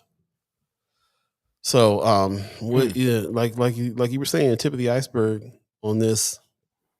He's taking preemptive action. He's lining things up. Yeah, man. And of course, the Republican that he endorsed, Pillin, is the one who made it through the primary. So, if I don't have any wood in front of me, but if things work out for Ricketts, we can have more years of this. Pillin, I think, is worse than Ricketts, and he's possibly, and he's also going to be somebody who's got Ricketts back in money and family money too. On top of that, Precious says we have to fight hard, y'all. We have to make sure that Pillin isn't elected in November. Everyone needs to show up. Pillin be illin'. Carol, we need new blood, straight up. Sean McCarthy says Ricketts will try to run for president, but he's so unlikable. I think he'd be utterly destroyed in the national Republican primaries. I don't know. I kind of think you might be right about that. He don't got no swagger at all. It's not like he's, he ain't even entertaining like Trump was. I don't know. I think you might be right on that. Okay. Precious says, look and see if he made a comment on Buffalo, New York. He's a racist bastard. Yeah, he did make a comment. We talked about it earlier. His comment had to do with this is not about guns. This is about mental health. So again, with the mental health, with the young white boys shooting up stuff. Tanaya Patterson says conservatives are solidly comfortable in this state still. The hysteria hasn't set in yet about becoming the lesser population anytime soon. Yep, right. No, because they got a firm grip. Right. Yeah, exactly. Exactly. When you got a firm grip on your lead on your ability to rule, then why would you think anybody's out to how could anybody replace you? They don't have that. They don't have that yet. Christy Norris says we need to make sure we support Blood and all the folks running for state legislature. There you go. Pop says I agree with Precious and have been saying that Ricketts was going to run for president for the last 2 years. She said, "Don't underestimate that it could be worse than Trump." That'd be scary. So appreciate all your comments on this. Lots to say about this. We'll continue to talk about it because we're going to have to. We pay attention to what Ricketts chimes up about, and he's chiming up early about this Roe v. Wade thing, real early, putting things in place, putting people in place, setting up to ban it in the state. All the stuff that he's doing is in he, you know, when I see him chiming up about anything, I go, okay, what's the purpose behind this? So we'll move on and talk about that in the future here. 8:25 right now. If you believe in the concept of time, we have a special guest in the house. Hey, and I cannot wait to talk to our special guest. Let's go ahead and bring her in real quick. There we go, Natalia Alamdari. How are you this morning? I'm good. How are you? Very good. Doing all right. Doing all right. Welcome back. Welcome back. Welcome back from the land of Flatwater Free Press. Yes. So, yeah. and I got to tell you, I'm very, very anxious to talk to you. I was very surprised when they told me that you had you made a trip overseas to see some things firsthand. So wow. I was surprised it happened too. So okay, good. I was like, "Yo, what y'all got up your sleeve over there?" Yeah, that's great. So we have been following the things that you been reporting back because we feel like in our little family here of alternative news, we got a representative out there in Ukraine while all this is going on. So I don't even just. Tell us about your trip. Like, there's nothing else to talk about but that. Yeah. So I was in Warsaw, Poland for a little over 2 weeks. Basically, there is this hotel in Warsaw that it's such a long story. I don't know how to explain it properly. So this man in Lincoln, Steve Glenn, he saw everything happening in Ukraine. He saw the millions of people who were leaving the country, a lot of them ending up in Poland, who didn't have anywhere to stay, maybe couldn't afford a hotel room or an apartment or anything like that. So he decided, you know what, I'm going to work my hotel connections. I'm going to get a discounted rate on these hotel rooms and just pay for it, raise the money to pay for it, and put Ukrainian refugee families into this hotel while they figure out, a more permanent housing path or visa pathway or something like that. So they've been in this hotel for a little over 2 months now. They've been sending over volunteers, mostly from Nebraska, some from other parts of the U.S. who just happened to find out about it. But yeah, they've just been raising money. So far, this is set to continue until the end of June. But if they can keep on raising more money to keep those rooms open, they will. They'll continue it as long as they can. I think the goal right now is through the end of the year if needed. But yeah, I spent 2 weeks there. Reporting, so interviewing families, but also just helping along the way and doing whatever volunteer tasks were needed. Yeah, that's amazing. Yeah, find yourself a part of the efforts. I'm kind of curious, how are they going about fundraising? What are some of the avenues that they're using? So I think it's partially just like word of mouth and who people know in Nebraska and passing along the word, and also somehow through this business, there's like an email newsletter where they'll mention it. And it's really just been people seeing what's happening and wanting to contribute in any way.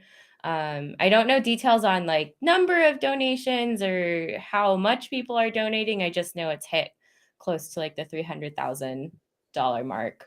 Wow. Lots of businesses interested in helping too, I think. Yeah. Right. And so this is like completely grassroots. Is there any, has there been any support from, the United States, any official support, any acknowledgement of that at all? Not that I know of. It seems very Mm. grassroots. I know that they've connected with a number of Polish nonprofits, so that's kind of the like intermingling of partnerships that have happened there. But a lot of the response, at least from what I was kind of piecing together while I was in Poland, a lot of the refugee aid responses kind of cobbled together like that. Like you have the Polish government helping, you have the city of Warsaw helping, but then you have smaller churches, nonprofits, even individuals stepping in and filling in whatever gaps there are. So that's kind of where this fits in. And I think I read there was the Children's Museum in Lincoln has been a part of this, and they kind of put together like this like a small little a museum for the kids there too. Yeah, the conference room, they brought out lots of different crafts and stuff. A water table was the thing that the kids were really into. And then Tara Knuth, who's the executive director of the Lincoln Children's Museum, she arranged a trip to go to the Science Center one day. So just lots of things like that, like bringing in those little distractions and activities for the kids because they get bored cooped up in a hotel. Yeah. Yeah. Okay. Could imagine. That's a pretty awesome story. It's pretty encouraging to hear that. We hear all this bad news and stuff that's going on over there. To be able to, this kind of a little bit of a hotel Rwanda type of situation. You got a hotel, you let some refugees stay, and trying to keep them safe and raise some funds and keep it going. Pretty interesting stuff. What in your observation? A lot of the people of color that are over there in the Ukraine that have been trying to get out have been blocked from being able to be saved a lot of times. Were there people? Was it a good mix of people there? Was it more native Ukrainians, or was it kind of like a group of everyone? I think mostly native Ukrainians. This is kind of making some assumptions too. True. Yeah. I think in terms of, so it's mostly women and children. Some of the families where a father was present, it's because they maybe aren't a Ukrainian citizen, so they're able to leave the country. But for the most part, I would guess native Ukrainians. Yeah. So are most of the men then staying back to fight? Is that? Yeah. So in Ukraine right now, if you, I forget the age range, it's like 18 to 60 or something like that. You have to stay in the country unless you have different health reasons that can allow you to leave, 3 or more children, or you aren't a Ukrainian citizen. So that's why the hotel is mostly moms and kids, and their husbands are still in Ukraine. So I'm kind of curious. What are some of the?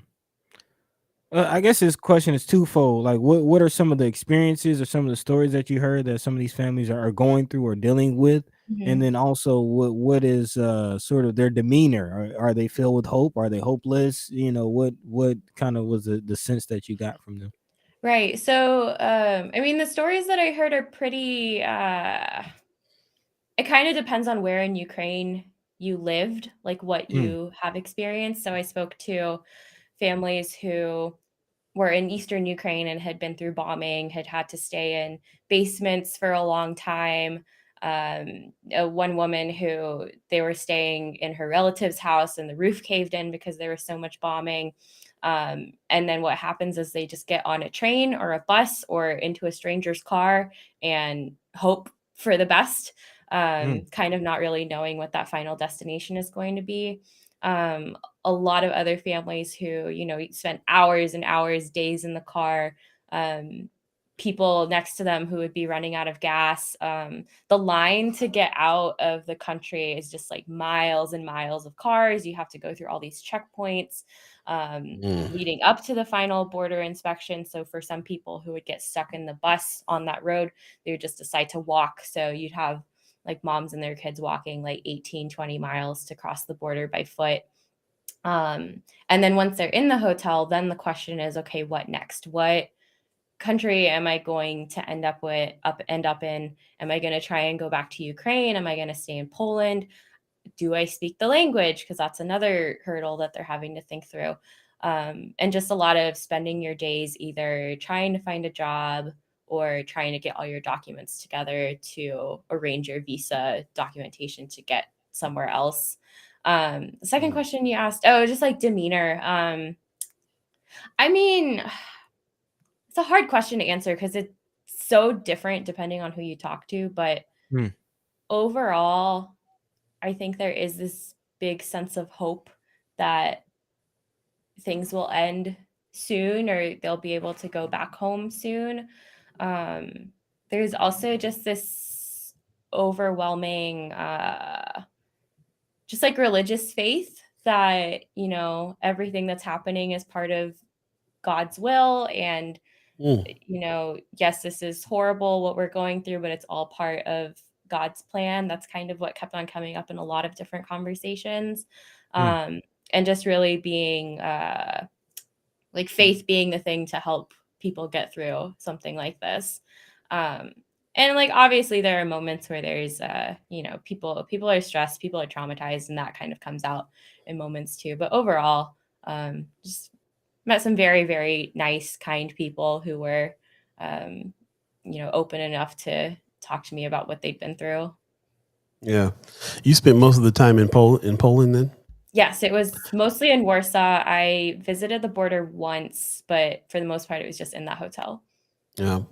8:36 right now. If you believe in the concept of time, we're sitting here with Natalia from Flatwater Free Press. She just got back from Poland and was able to report on some things that's happening there in the Ukraine and some firsthand testimonies of people that have gone through some things that we're trying to get out. So if you have any questions for her, please put them in the chat. We'll definitely read those questions out to you and see if you can answer anything. I'm wondering just about your trip in general. Anything personally that really stood out for you, struck you hard, made you shed the tears of humanity? I mean, it was an emotional 2 weeks for me. Yeah, can imagine. It was my first time out of the country, so that was a big shock. The kind of so everyone there you're in Poland, so people are speaking Polish. They maybe speak English. The refugees that you're helping, they mostly speak Russian. Maybe a handful of them speak English. And it was kind of that moment of realization of like, oh my God, why do I only speak one language? So that was just like one of the biggest culture shocks that jumped out at me at first. But then I don't know, I just didn't expect to get so invested in. I mean, I knew it was going to be hard listening to these like very traumatizing stories and having to talk through emotional things with people. I didn't expect that I was going to get as attached to the volunteer work as I did. And it happens to every volunteer that you talk to. You just become so willing to do whatever you can to help these families. And then you have to go through that realization of like, you as a volunteer are only present in their life for just this tiny sliver of what they're going through. And then families leave and you hope that the kids are going to be okay. You want to know where they end up. But like I said, you're just this one person that popped up in their life at one point. But yeah, leaving was emotional. I still have a few people that I've been still talking to and staying in contact with. But yeah, I think the thing that snuck up on me is I just didn't expect it to be as emotional as it was. Yeah, that's what I was thinking, that it would have struck me hard after I've gotten to know these people and then knowing that this was just a transitional period for them. Mm-hmm. And after they left that hotel, where were they going to go? And then you're going to lose track of them and not know that scene. That would be like really, really hard for me to deal with. So I can imagine. Yeah. Well, we really appreciate you taking the trip, man. We were all like trying to send good vibes and all that stuff. Make sure you were safe over there. That's Yes. very scary situation when you're listening to all the craziness on the news about what's happening, and then knowing that we have a representative over there hit close to home. I don't know any other reporters personally that went. So, well, Poland itself is very safe right now. Like Warsaw felt like a very safe city, very walkable, very bikeable. And like you wouldn't know that there's a war going on in the country next door. Wow. Although you can see like one of the things that I liked noticing was on apartments or just like street corners, like Ukrainian flags and signs about stopping war and all that kind of stuff was just nice to see kind of all throughout the city. Yeah, kind of like here with that. Yeah, I Yeah. started noticing that. I was walking through my neighborhood the other day and I was like, oh, look, so many Ukrainian flags. Yeah, interesting stuff. Very interesting comment in the chat. Von Chapman says, what Putin is doing to Ukraine is a prerequisite to what Trump, Ricketts, and their loyalists could do here. Vote, vote, vote for your own best interests. There you go. Yeah, it does feel, that this, because of the Putin Trump, news that we had to endure while Trump was in office, and just understanding that they kind of think alike and they kind of do things alike, and it does feel like that. It feels like there's, if there was any kind of situation that was similar, Trump could have did the same thing that is Putin is doing now. So it's really kind of interesting, the correlation between here and there, and just and just seeing how things work out. Miss Erica Fell says, thank you for sharing your experience, and we really thank you for that too. And I'm glad you're safe and well, and can't wait to. I'm sure you got more that you're going to write about these things, right? Yes, I've got 2 more stories that I need to work on over the next week or so. But I think that'll be it for the Poland stories. But 4 is a pretty good number to pull from that. Yeah. Very much so. And we can, of course, find those on the site, the Flatwater Free Press site. Yep. So definitely go to flatwaterfreepress.com and check those out for sure. Hitler spoke, same as Trump. Yeah, interesting. Yeah, definitely check those out and get that kind of firsthand information. I was really struck by the fact that you were there with some other Nebraskans. There was other people that went over and got helped and got this thing going and raised a significant amount of money. It sounds like overall, with the Poland effort as well too. So that's a lot of money though to raise for refugees. And so it sounds like they're very, very successful at what they're doing. Go ahead. If anyone wants to give or donate to those efforts, do you have any information? Or yes. Go to I don't want to get the URL wrong, but look up Operation Safe Harbor Ukraine, and that's the website where you can find even more updates on what they've been doing, and also a link to donate. Okay. Again, that's Operation Safe Harbor Ukraine. Yes. Okay, there you go, y'all. Leia Keiser says, thank you. Looking forward to reading your stories. Can't wait for us to read them as well. Thank you so much for your work. Yeah, thank you for having me. As always. Have a good one. Bye. All right.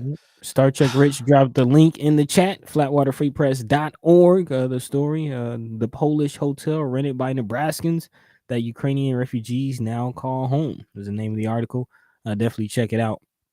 I did want to make a quick comment on the Trump Ricketts comparisons. I didn't quite get into it with the whole great replacement situation, but a large part of the so-called white nationalists who are following this ideology are placing the blame on Jews. So we're definitely grounding back around. Like I said, we're taking several steps back into the 1940s, 1930s. With Jim Crow and now some of the Nazism and nationalism that's going around. Definitely taking strides backwards. Yeah, man. Matter of fact, Paul Philman in the chat says, I've spent a lot of time with my 96-year-old dad lately. He's been sharing his life story growing up as a member of the Jewish race in Germany. He and parents lost company to Nazis, but escaped to U.S. Some family members died in Auschwitz. My dad came here at age 13 and eventually was drafted to fight for U.S. in World War II. Recently, I've been watching Netflix series on World War II, very similar to Ukrainian war. The inhumanity of our world is hard to fathom. War atrocities are horrific. Same racism and hate is still going on in the U.S. and world. Yeah. What a testimony. Yeah. Again, the only race is the human race, man. Like, you keep looking at groups as others, and it makes it easier to blame them for your problems. Tough. 8:44 right now. If you believe in the concept of time, we'll take a quick break and come back. It'll be time for the haps and a few more things to talk about before we get going too. So stay tuned. We'll be right back. First Sky Omaha Radio. First Sky Omaha in the morning. Paul B, Buddi3 Da Gawd, Star Trek Rich. Stay tuned.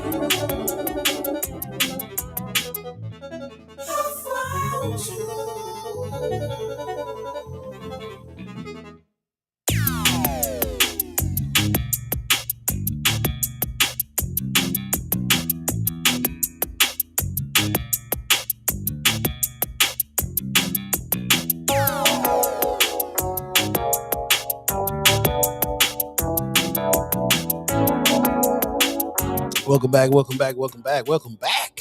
First Sky Omaha Radio, First Sky Omaha in the morning. Paul B, Buddi3 Da Gawd, Star Trek Rich. We're here at Weberized Studios. That's where it's all going down right here. Weberized Studios is the place where the podcast kings are, as far as I'm concerned. Weberized.com. If you got podcast ideas, definitely check them out. Shout out to Star Trek Rich and the crew. They also bring us the Starfleet daily meditations for the day as well. Buddy likes to call them Trekkie Words of Wisdom. Today is by Dr. Beverly Crusher. It is, you are going to have to make some hard choices about your future, and you can't make them if you're going to ignore the truth. All right, try to tell y'all. Man. What I tell y'all? That's what you told them. What I tell y'all, man. So you're going to have to make some hard choices about your future, and you can't make them if you're going to ignore the truth. You got to start with the truth. That's all there is to it. Can't keep dancing around it, tiptoeing, tap dancing, none of that. No tap dancing. No tap dance. Did you hear the tap dance part on the Kendrick Lamar song? Okay. Can't tap dance around the truth, bro. Man. There you go. Brought to you by Weberized.com, Starfleet Daily Meditation. That your Trekkie Words of Wisdom for today. So thank you very much for paying attention to that. And thank you to Star Trek Rich for providing the good news today. Man, always on point. Always very topical with the discussion and things like that. So, yeah. Very much so. Leia Keister says, in it to win it, the fight against fascism. Hey. It's kind of the story of our existence. There you go. So see, we've seen this movie before. How can we repeat this? We know better. Man, history we're not learning. Man. Yeah. Well, hence the burning of the books. Man, that's what I'm saying. Like I've said this in the past, and much to my disgust, much dismay to the fact that it's been proven true. Man, we are in the dark ages. We are in the dark ages. This is the time for the new dark ages, and we need a renaissance. And renaissance are usually started by artists. So okay. Hello. Let's get it moving. As Kendrick said, man, shut up and love talking.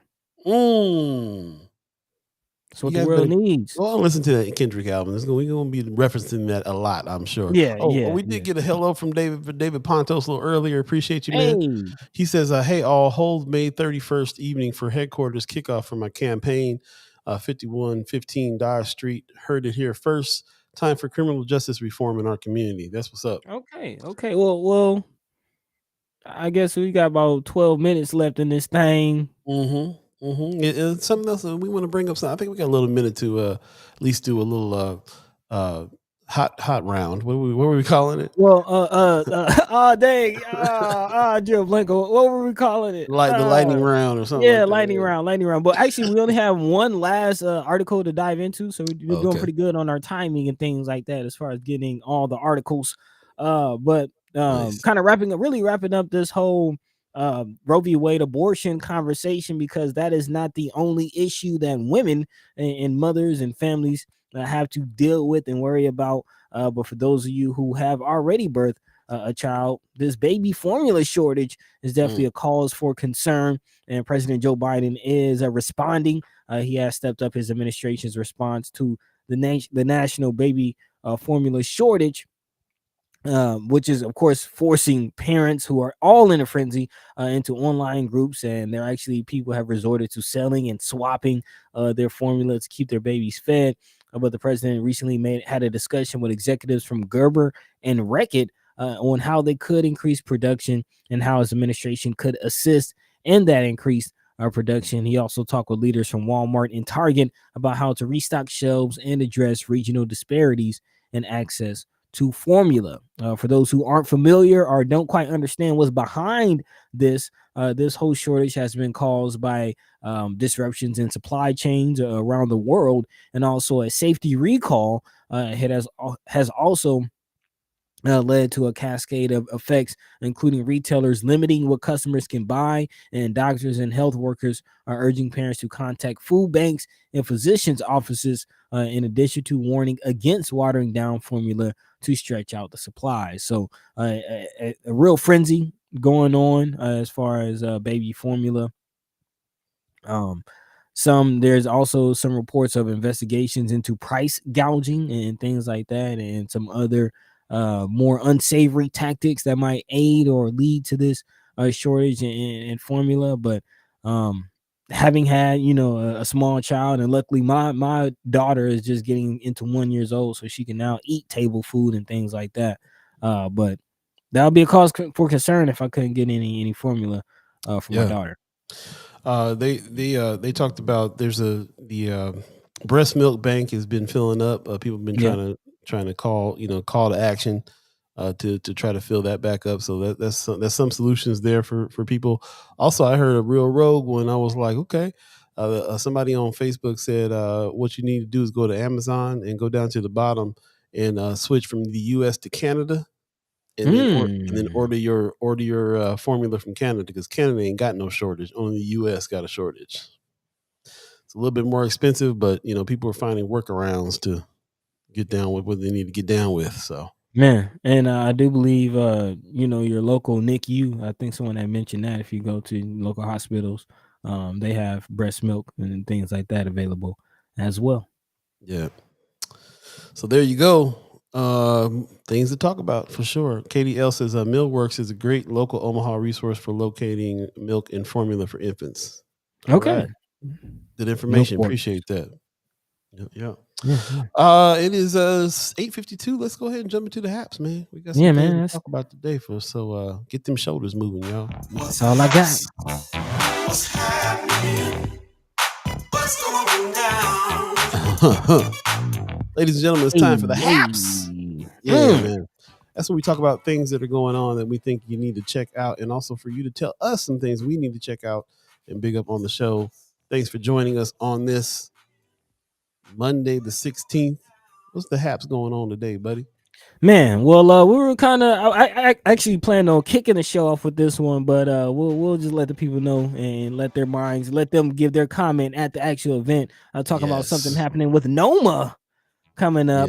Again, North Omaha Music and Arts Center, I guess, formerly, as we like to call it, Loves Jazz. So Mama named them Love Jazz. We're gonna call them Love Jazz. But there will be a planning department event held on Saturday, May 21st, from 10 a.m. to 2 p.m.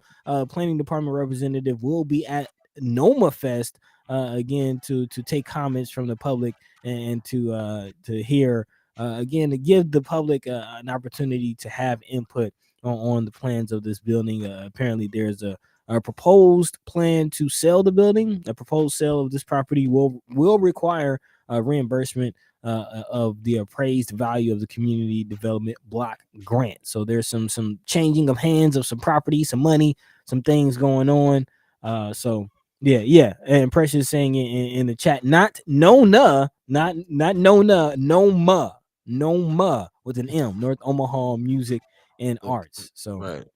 And this is we got this letter from some anonymous source that lives in the area that sent it to us, to saying, if you got this letter, then you are a business owner here or you live in the area. Basically, they want your feedback on whether or not the city is going to sell the building to North Omaha Music and Arts. So that's what this feedback session is about. So I don't know how much feedback sessions work, but we might as well go speak up on it, on the subject. So let your mind be free. Yeah, we'll put some dates and some things in Friends of Sky Omaha on that, just to make sure. There's really it was a letter, so there's no graphic or anything with it, but we'll put something together so you can remember to check that out if you want to have a say in that sale there. Yes. Other things coming up, of course, remember that the Poor People's Movement is happening. Yes, sir. Coming up next month, actually, which is right around the corner, man. Time is flying.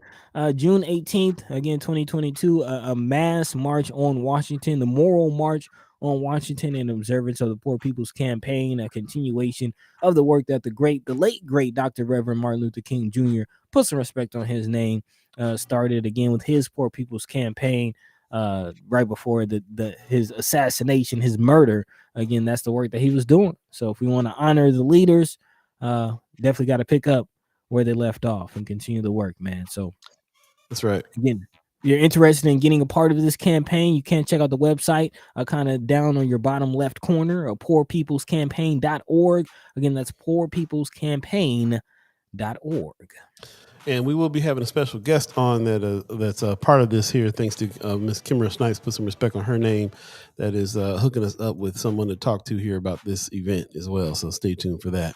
Yeah, especially if you're interested in getting down with that one, let's get involved, get active. That's what it's all about.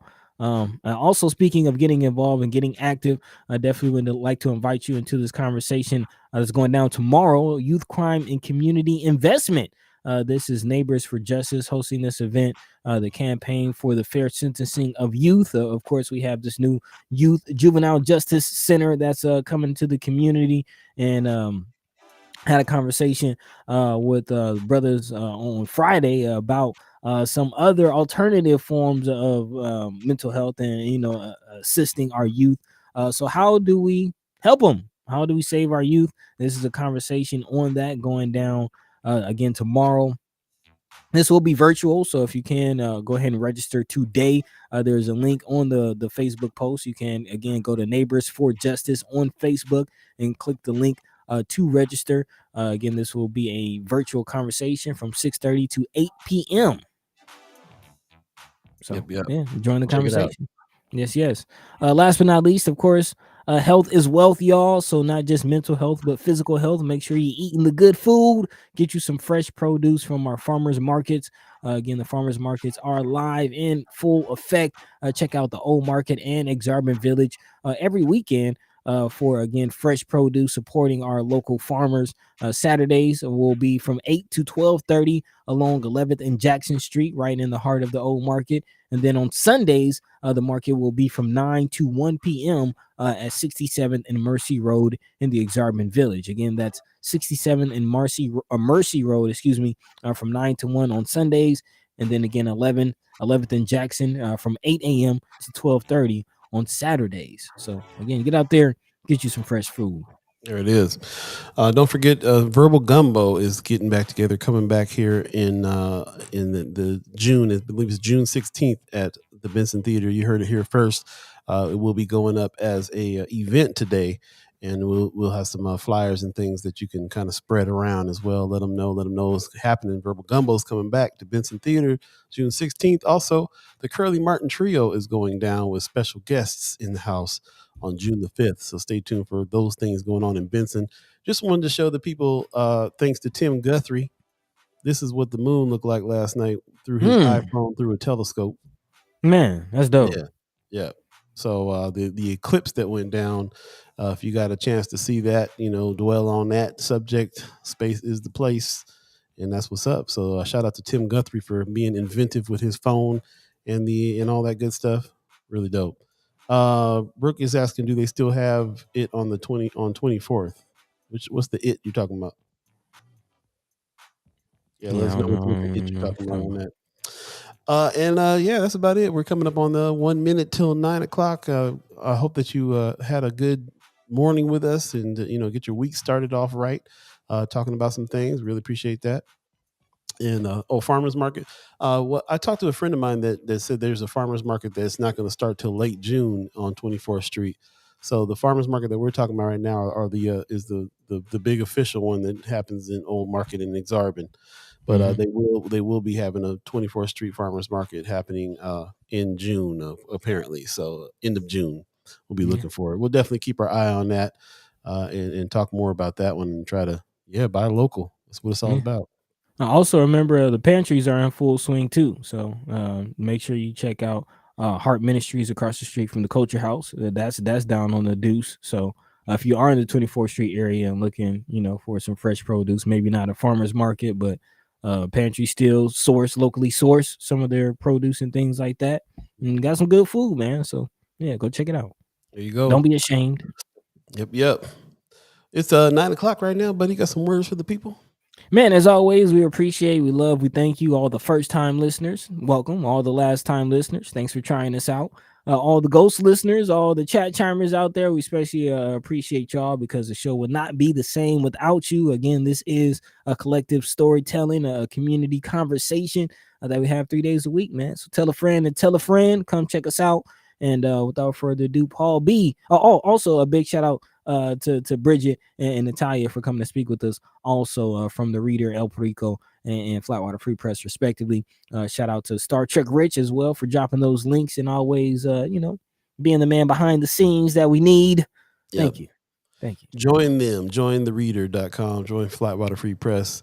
They are news pieces that need our help, our support. So definitely, if you're down with what it is that they're doing and enjoy what they're doing and understand that they have great work coming out, support them as well. And also support us too. SkyOmaha.com. Hit the donate button if you're not a reoccurring member of the station already. Thank you very much. Pop says this is the fastest 2 hours on air. Thank you for the First Sky fam and all you do. See you Wednesday. Appreciate it. Brooke says, great show once again. Rome's Review says, great show. Been driving to work this whole time. Have a blessed day, everyone. I'm glad you're driving safe, bro. That's Mayor Sanchez. Mayor Sanchez in the house. We just want to thank everybody for tuning in as well. Everybody who's chimed into the chat, all the ghost listeners, everyone who's chimed in and supported what we're doing here and supported this conversation, this collective storytelling that we're doing. It's all love. So we really appreciate you. Thank you very much for all of it and all of your support. We want to give a shout out and thanks to the Omaha tribe elders for allowing us to be on this land and speak while we're here. Shout out to our elders for allowing us to speak before them. And shout out to Star Trek Rich and the Weberized clan over here. I really, really appreciate everybody who allows us to have this beautiful space to bring in guests and talk and reach out to you, the public, and everybody who we consider co-hosts and chat chimers. Really appreciate that. Shout out to Buddi and Life is God Studios over there in Atlanta. And shout out to the fam that's always upstairs trying to be quiet so Daddy can do his thing in the lab. And just really appreciate everybody who makes this happen. Leah Keister says, cheers, appreciate you. Zane says, hi, what's going on, buddy? The dude, yeah, we'll see you soon, my man. Go record store shopping very soon at Homer's. So shout out to Homer's for holding it down. And shout out to all you. Hope that the rest of your week goes well. Hope that we got some good things to talk about here coming up on the next 2 days, Wednesday and Friday. Of course, Women's Wednesday. You got Politicking with P that's happening. Precious McKesson, History Making P in the house. See where she is this week. Yeah. What state you in this week? And we'll also be soapboxing with Michelle Trosclair on Wednesday as well. So stay tuned for that on Women's Wednesday here on First Sky in the morning. First Sky Omaha in the morning. Paul B, Buddi3 Da Gawd, Star Trek Rich. It's going down in the morning. It's happening. Peace, y'all. Peace. Have a good one. Peace. By the way, Vanglorious. This is protected by the red,